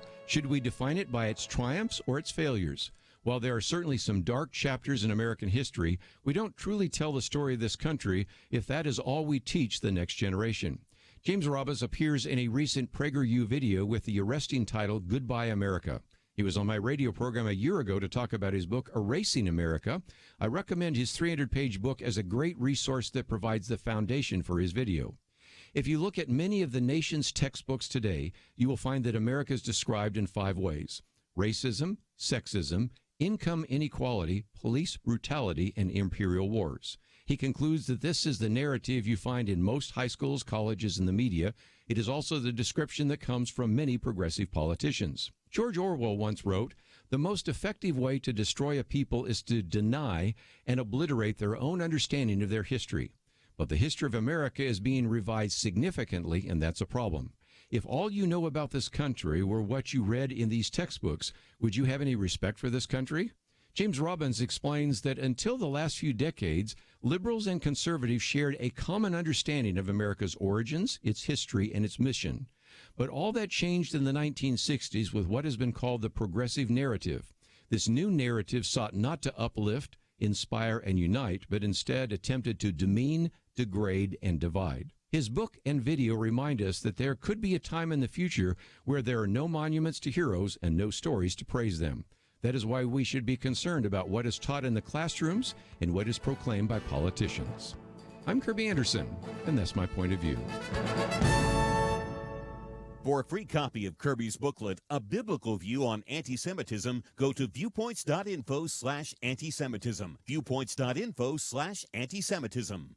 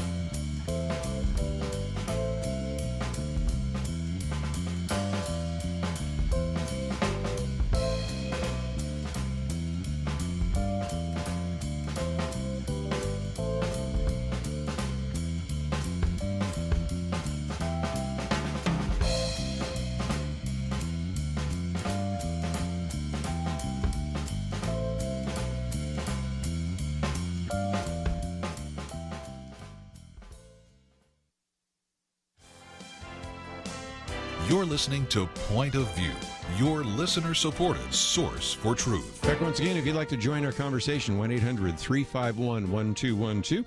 That's the call-in line. But let me for just a minute give you another phone number, and that is, in the first hour, we did have a chance to talk with Larry McCrary, and his new book is The Market Space: Essential Relationships Between the Sending Church, Marketplace Worker, and Missionary Team.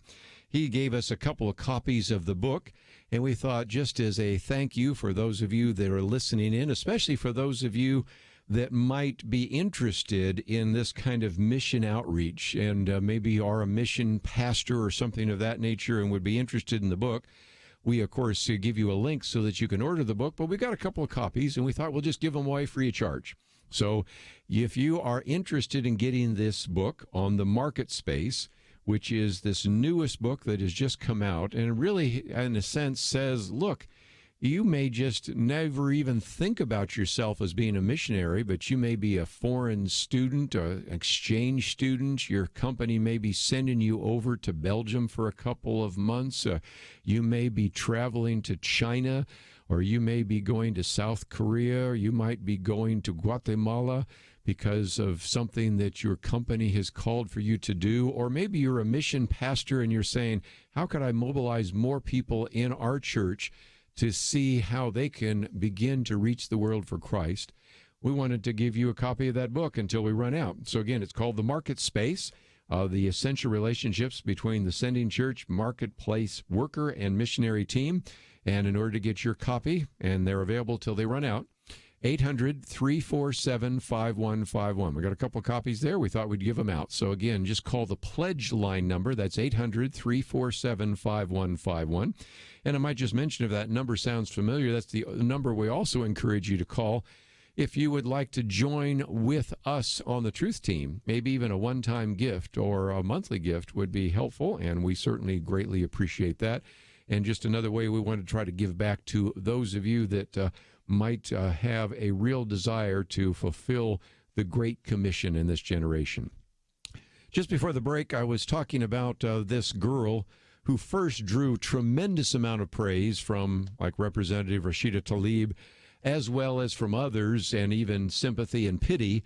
Then it turns out she made it all up, and it was just an example of a horrible story that then turned out to not be true. And it brings me back to one of the things I wrote about just a couple of months ago, and that is the way the media has covered hate crimes.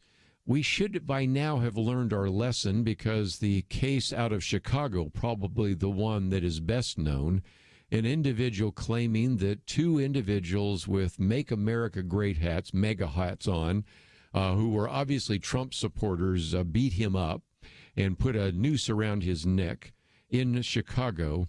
I mean, there was a very good reason why, if not at least some of the people that heard the story, at least the media, who live in a world where you ask important questions.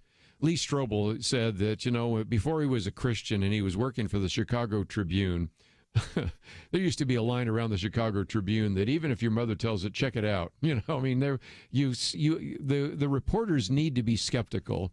And here is a man who supposedly was attacked in the middle of the night because of either his race or his sexual orientation or both. Now, first of all, how would the attackers even know who he was, since that night there were sub-zero temperatures? And how would you have even known who he was, what his sexual orientation is, what his, maybe even his race was in that blinding cold that night? Then all the stories about the noose, and then the unwillingness to report some of it.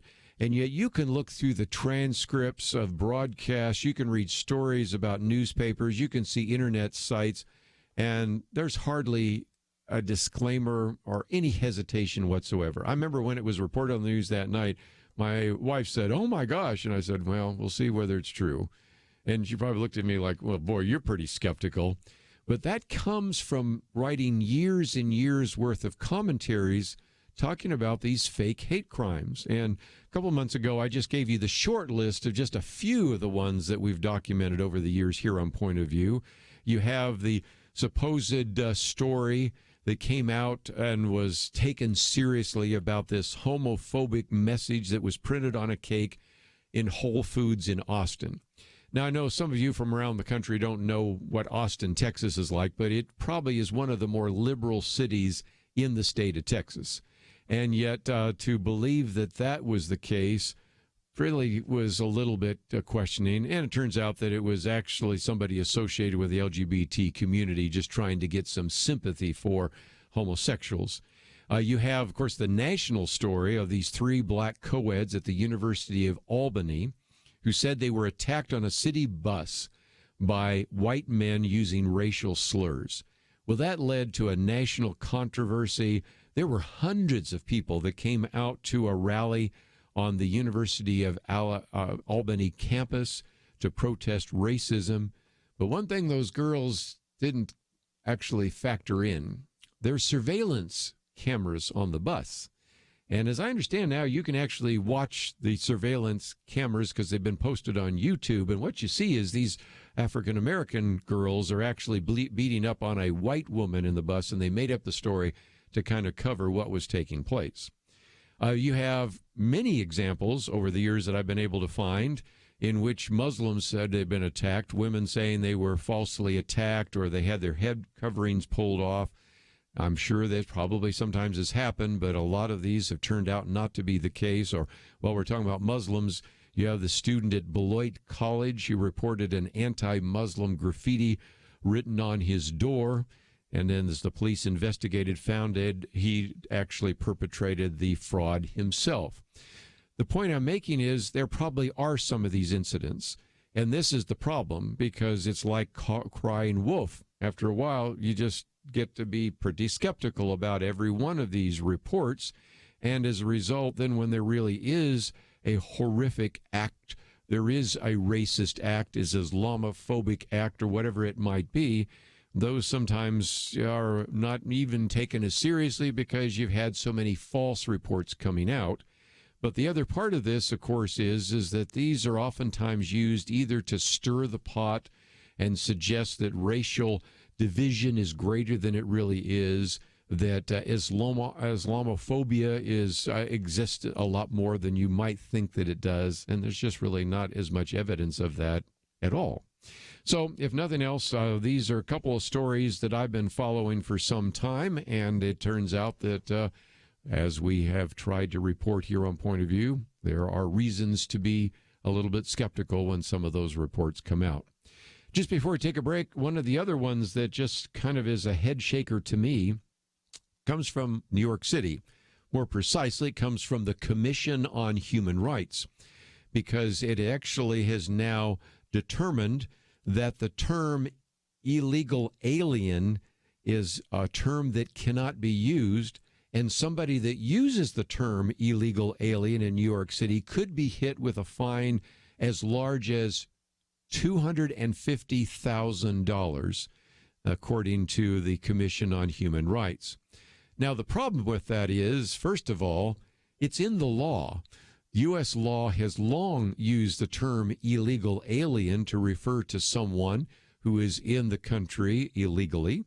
And Hans von Spakovsky, who is an individual that used to serve on the Federal Elections Commission. We've interviewed him before in terms of voter ID and things like that. Now is with the Heritage Foundation in their Center for Legal and Judicial Studies, said this, first of all, is a fundamental violation of the First Amendment. But he says even more so, it's bizarre that the city of New York believes that it can punish someone for using the words illegal alien when that is the correct legal terminology used in federal immigration statutes and federal court decisions, including the U.S. Supreme Court. Well, we'll see where this goes, but I think we know where it's going to go in the future. But I just think it's, again, an illustration of those people that are on the left. And I'm not necessarily talking about liberals. I mean, I think in many cases, liberals and conservatives agree on at least a honest communication of the facts. But the far left, in some cases, wants to deny reality. They want to deny grammar and English. Of course, they want to deny biology and science. My wife today is flying to Portland. I was saying, well, you have to check out, or have some of the men, I guess, check out the men's room, because they've now banned urinals in the public restrooms in Portland because they want to make transgender people feel a little better about all of that. And you just have to get to the point where you just deny science, you deny English, you deny logic, you deny common sense. And this latest decision out of New York City, and in particular from the Commission on Human Rights, is just one more example. We come back, we've got a lot more to cover, and I will do so right after these important messages.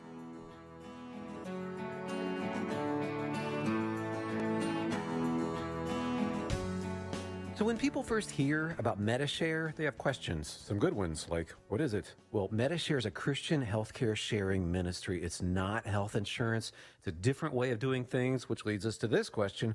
Why do so many become MediShare members? Two big reasons. They save a lot. The typical family saves $500 a month, and they feel great about it. With MediShare, you aren't forced to pay for things you don't believe in. Find out more. 855-SHARE-40. That's 855-SHARE-40. It seems we can't get through a day without hearing how science has been corrupted to support political goals. Media entities have sold out truth for the sake of favored narratives. Even some religious groups have abandoned the Bible to support things based on feelings. So who can you trust? Kerby Anderson and the Point of View Truth Team are your source for real news. Learn how you can make a difference by joining the team at pointofview.net/team or call 800-347-5151. In a world of unending fog, Point of View is a shining light. Do your part at pointofview.net/team or 800-347-5151. Point of View will continue after this.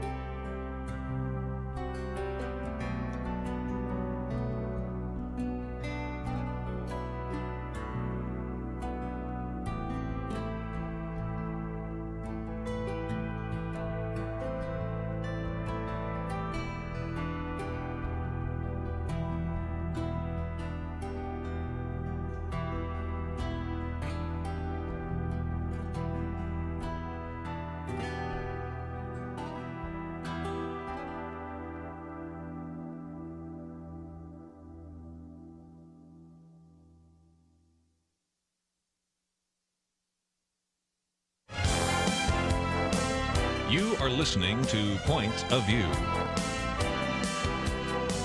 The opinions expressed on Point of View do not necessarily reflect the views of the management or staff of this station. And now, here again is Kerby Anderson. Final half hour, if you'd like to join our conversation, 1-800-351-1212. My Viewpoints commentary today, I might just mention real quickly, is available to you. And one of the benefits you have of going to our website or even signing up to get the Viewpoints commentaries, we send it to you every single day, Monday through Friday. We send Penedexters on Saturday, and so we really try to give you a lot of good information, and some of it is something that I occasionally cover on the program, but many times it's something else that is of interest and I thought would be helpful to document. And so this particular commentary is entitled Goodbye America. And the reason it's titled that is that's a PragerU video. Now, you might remember last week we had Dennis Prager in studio, and of course, PragerU videos have just done extremely well. And it is done by James Robbins. Now, if you really have a good memory, and you really would have a good memory because it would take a while, a year ago at this time, we did interview James Robbins on his book, Erasing America. And as good as the book is, I got to admit, the video is better, one, because it's shorter and it's a little more focused, whereas the book, in 300 pages, you can cover a lot of different issues. And I like some things that are kind of shorter and focused. One of the reasons why I think many people enjoy my short booklets, because we say, I'm going to tell you everything I think you need to know about a topic in 10 minutes. And because it really only takes about 10 minutes to read. My most recent one is on the whole issue of the criminal justice system, and we've had them on everything from Sharia law to climate change to patriot preachers and messianic prophecy, archaeology, all sorts of different topics. Anyway, back to the point. The question that James Robbins is asking in the PragerU video and documents very well in his 300-page book, Erasing America, is how do you define America? And the sad reality is that if you look at the textbooks today, you would find that America is described in one of 5 ways, or all 5 ways oftentimes: racism, sexism, income inequality, police brutality, and imperial wars. And he concludes that is the narrative you find in most high schools, colleges, and the media. Of course, there are exceptions. I was talking to somebody yesterday about Hillsdale College, and there are all sorts of Christian colleges and others that are exceptions. But the bottom line is, in most places, that's what you get. Well, in the video, he quotes from George Orwell, who says the most effective way to destroy a people is to deny and obliterate their own understandings of their history. But if the history of America is being substantially and significantly revised, that's a problem, because history tells us who we are. And if all you know about our country is what you read in the textbooks, why would you have any respect for this country? If all you knew is what you read in these textbooks, why would you even be patriotic? And I think it gets back to some conversations we've even had on the Millennial Roundtable here at Point of View. And what James Robbins points out is something I think really striking, and that is this was not the case until a few decades ago. He said liberals and conservatives shared a common understanding of Americans' origins, history, and its mission, but all that changed in the 1960s with what is best called kind of the progressive narrative, and this new narrative sought to not to uplift, inspire, and unite, but instead sought to demean, degrade, and divide. And so if nothing else, it's just an illustration that even when I first joined with Marlon Maddox doing some of these programs in the 1980s, we talked about what was in the textbooks. And we actually had individuals coming on this program like Mel and Norma Gabler talking about concerns about the historical inaccuracies in some of the textbooks and some of the scientific inaccuracies. Matter of fact, even next week when I'm speaking in a Bible Institute on creation, I have one whole session just on all of the scientifically inaccurate things that are said in textbooks about the subject of evolution. I mean, if you have to lie about a topic in order to endorse it, to support it, to promote it, it maybe tells you that the topic has got a problem. And so that is something that we've been talking about for some time. And so, again, I just thought you would like to see the commentary. And that's one of the reasons why I try to bring on good Christian historians. I don't always agree with everything they say. That's okay. But I try to bring on some people that give you a different view of history. If anything, the accurate view of history, a view that history is his story and understands the godly influence even in this country. Yes, there are dark chapters in American history, but if all you do is focus on those dark chapters, then of course you wouldn't have any love for this country, and that's unfortunately what has been taking place. Just before I take a break, let me just mention that one of the stories that I covered years ago that people actually told me I was a fool for covering, and people warned me not to cover them, were stories that came primarily from a man by the name of Dr. Joel Bryn. And he was an individual who actually produced a meta-analysis study, which was peer-reviewed, showing a correlation between induced abortion and subsequent breast cancer. That was based on a fairly significant number of studies. And yet, interestingly enough, I think it was about 6 or 7 years later, the National Cancer Institute declared that the abortion breast cancer link is non-existent. And so people said, you should never have covered that because it was a faulty study. Well, it turns out it wasn't so faulty after all. Now, to be fair, back in the 1990s, you occasionally had some studies that some seemed to show a link, some did not. So I'll be the first to admit that, it wasn't as clear, but it was certainly suggestive. Well, now this particular article that's come out more recently has looked at this, and it's interesting that one journalist actually spent some time going out and checking it out because it turns out she's a Canadian journalist, and she was wondering about that, and she thought it was pro-life propaganda, but then she began to run into evidence that seemed to suggest maybe it was the case. So she began to start talking to some of these obstetric gynecologists and abortionists, and they wouldn't talk about it at all. So then she started talking to like a breast cancer surgeon who actually said, I think there is a link, interestingly enough.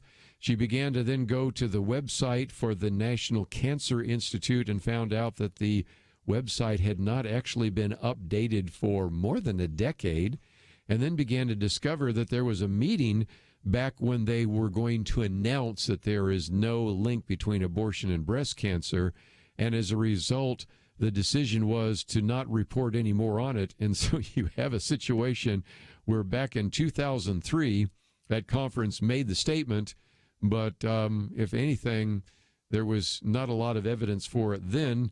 And of course, Dr. Joel Brand is pointing out, we got a lot of other studies since then, including one that was a huge meta-analysis study, one that came from China, one that came from South Asia, which also found heightened post-abortion breast cancer rates ranging from 44% to 151%. And so, again, it reminded me of other conversations we've had in the past. When the decision was made to no longer list homosexuality, for example, in the diagnostic manuals, that wasn't based upon any kind of serious scientific discussion. It was based upon political pressure. And the argument that is being made now by this journalist and by Dr. Joel Brind and others is that this is another example of where we don't want to talk about this link. We don't want to get any publicity out there. And there have been a number of times in which science has really been permitted to go only so far and eventually has been prohibited from going any further. And one of those has been some of the studies on things like homosexuality or gender conversion and those kinds of topics. And another one has, of course, been in this issue of abortion. And so it's been kind of intriguing to see the latest studies that have been coming out and the unwillingness for those who've been in the scientific community to admit that. And so if nothing else, an illustration of one of those topics that people warned me not to actually do some reporting on, and even Penn and Exeter, I know, did some as well. As the data keeps coming in, it just keeps looking more and like what we were talking about in the 1990s really was true. Let's take a break, though. We have a couple more things to cover. We have the attorney generals from 51 different states wanting to file suit against Google, so I want to talk about that and also give you an overview of a couple of other topics that are in the news that you need to know about. If you'd like to know a little bit more about some of the things we've been talking about today, simply go to the website, pointofview.net, and we'll be back with more right after this.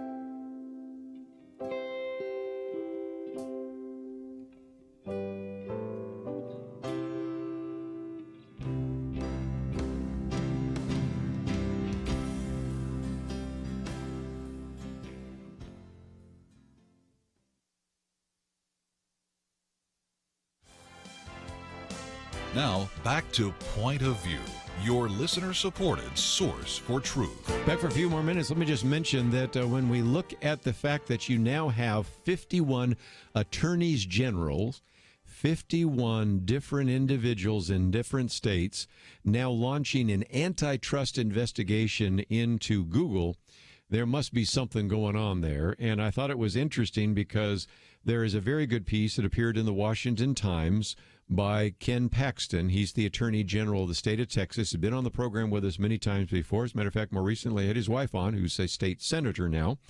And he points out that one of the attorney generals, for those of you in Louisiana, you know him, the Attorney General in Louisiana is Jeff Landry, talked about what is happening. He said Landry was saying, imagine what America was like before the invention of radio and television, when the single source of content was print media, particularly newspapers. And he said, would we have allowed one person or one company to own all the printing presses, printing ink, and printing paper in the country? And, of course, Ken Paxton says, no, of course not. We wouldn't allow that. And then Ken Paxton goes on to say, it's an excellent analogy, but it doesn't fully reflect Google's current position of dominance. He says, for a more complete picture, we would need to add, at the very least, that the company also owns most of the stores where you can buy the most widely read newspapers and is effectively the only company that can sell you an ad in any newspaper throughout the country. Moreover, the same company effectively is the only source for businesses to find out what newspapers their potential customers read. When you add those facts, you begin to get a good picture of just how much influence Google can wield over our lives every day. You know, the other day when we had Dennis Prager in studio with us, Dennis Prager used another example because sometimes people say, well, you know, when you're talking about Google and certainly when you're talking about YouTube and you're talking about Twitter and Facebook and things like that, these are private companies. And he said, yeah, but just imagine, he was writing this in the Wall Street Journal, if indeed what we have in this situation is which, in that particular case, maybe the 5 largest airlines would not allow a passenger to get on the airplane if they were holding a paper like the Wall Street Journal. And we wouldn't allow them to do that. So the point he's making is that just because they're a private company and just because Google has market dominance and it's just an information, that doesn't mean we shouldn't do some kind of investigation. So finally, he goes on to say that Google dominates a very lucrative online space. It connects advertisers who want to place online ads with publishers who want to sell advertising space on their websites. It targets those ads to specific consumers using data collected from those consumers when they are receiving the free services like Google Search, Gmail, Chrome, and other Google services. Even more than that, Google uses the data to target ads to consumers as they are hunting for news, searching for driving directions, looking up restaurant recommendations, or browsing for medical advice. This is a rough sketch of what the markets for digital advertising look like today, and they all revolve around Google. So, if nothing else, we'll be watching this particular series of controversies surrounding the so-called big tech companies. And one of those is this antitrust investigation being launched by the 51 attorneys general in the United States. Let's take some phone calls real quickly. We'll go to California. KNLB and Kathy, thank you for joining us today here on Point of View. Earlier, you were talking about Iran and Israel and the missiles that have been moved into, I read actually, where they've been moved into Iran or Syria and Libya. Mm-hmm. But yesterday was the 70th anniversary of China, and Xi Jinping was dressed similar to Mao, but the reason why I'm bringing it up is, I guess, because I heard this on Fox News last evening, they have missiles they're the crude ones, but they have the capability of holding 10 hydrogen bombs in the cap of the missile. Yes, they are what are called MIRVed. Yes, and I heard that same thing last night. I'm kind of trying to research some of that because one of the things I'm going to be doing is I'll continually talk about impeachment, but there is a growing list that I'm making of topics that we aren't talking about because we're talking about impeachment. And you're right, because, the 70th anniversary of the communist takeover of China, you had a military parade which include 15,000 troops, scores of tanks, and these new missiles, which are capable of striking any American city within minutes. And I do believe that even though we have on this program talked about the potential danger of North Korea, even the danger of Iran, I think one of the greatest dangers of all is China. So your point is very well taken. So I appreciate you bringing that up today. In California, they had arrested a Chinese spy in California. I think it was last week or something. And I think this is very important because I know all this impeachment issue is important. But what I'm afraid of is the Democrats are trying to use this like they did with the whole Monica Lewinsky. But this is far more devastating than what happened with Monica Lewinsky, which gave us 9/11. And so that's the reason why people need to really start finding out what is actually happening, because this is a bunch of hooey. I'm not saying over the impeachment, but it's not legitimate. And stuff that is legitimate, that is very vital to the security of our country, is now very important for people to start knowing what was going on as far as all this collusion, because it went, the money went from Australia to Italy to Cyprus. Well, China and Russia were both over and we've been getting all of our stuff from China, and they've built up such a large military that they're not even concerned about that, but they're concerned about impeaching our president. Yeah. And again, I'm coming to a break, but let me just mention that we'll probably get to that. As a matter of fact, if I knew I was going to have this a particular hour free, it just sort of developed, I would have spent a little more time talking about China, but we will get back to that. And I didn't get into that too much because I did know that Nick Pitts covered a little bit of that yesterday. But anybody that thinks that China is not a problem, President Xi Jinping yesterday said no force can ever shake the status of China or stop the Chinese people and nation from marching forward. Okay, that should concern you a little bit. And whatever happens in this country, especially if we end up with a weakened or impeached president, or even if we defeat this president and put a different one in power who does not confront China the way this president does, I think we're in for a lot. And if you don't think so, just look at what is happening in the streets of Hong Kong right now. So, Kathy, I appreciate you calling in. We are simply out of time. I had some other things I wanted to cover, but we'll tomorrow talk about everything from Life Chain. Of course, Ron Rhodes is going to be with us. Jim DeMint, who is a senator from South Carolina and then also served for a time as president of Heritage Foundation, will be in studio with me tomorrow. So I think you're really going to enjoy some of the conversation there. And Kathy, if I don't get to it on Thursday, I know I will get to China on Friday once again and give you a complete look at that. And also a look at a couple of other stories we just didn't have a chance to get to, even with the number of hours we're on the air. Let me, first of all, say thank you to Andrew and to Steve. Let me encourage those of you that are interested to go to the website, pointofview.net, and we'll see you back here tomorrow on Point of View. There's an old saying that the first casualty in war is truth. Maybe that helps you understand what's happening in America right now. Thankfully, it's not a war with bullets, but there is a war for control. Control of the country and control of your pocketbook. Truth is under fire, but you can help turn the tide by supporting Truth. Join the Truth team at Point of View Radio. Learn how you can make a difference at pointofview.net/team or call 800-347-5151.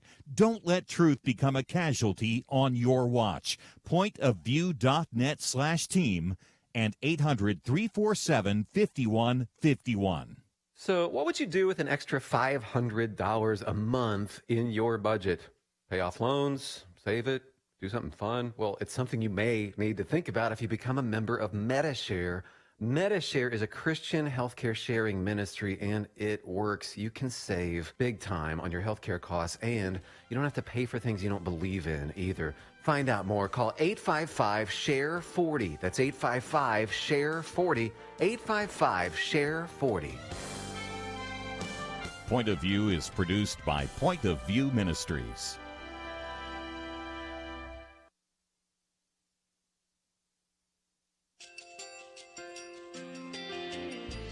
I I just want to thank you so much for all the wonderful programming you have.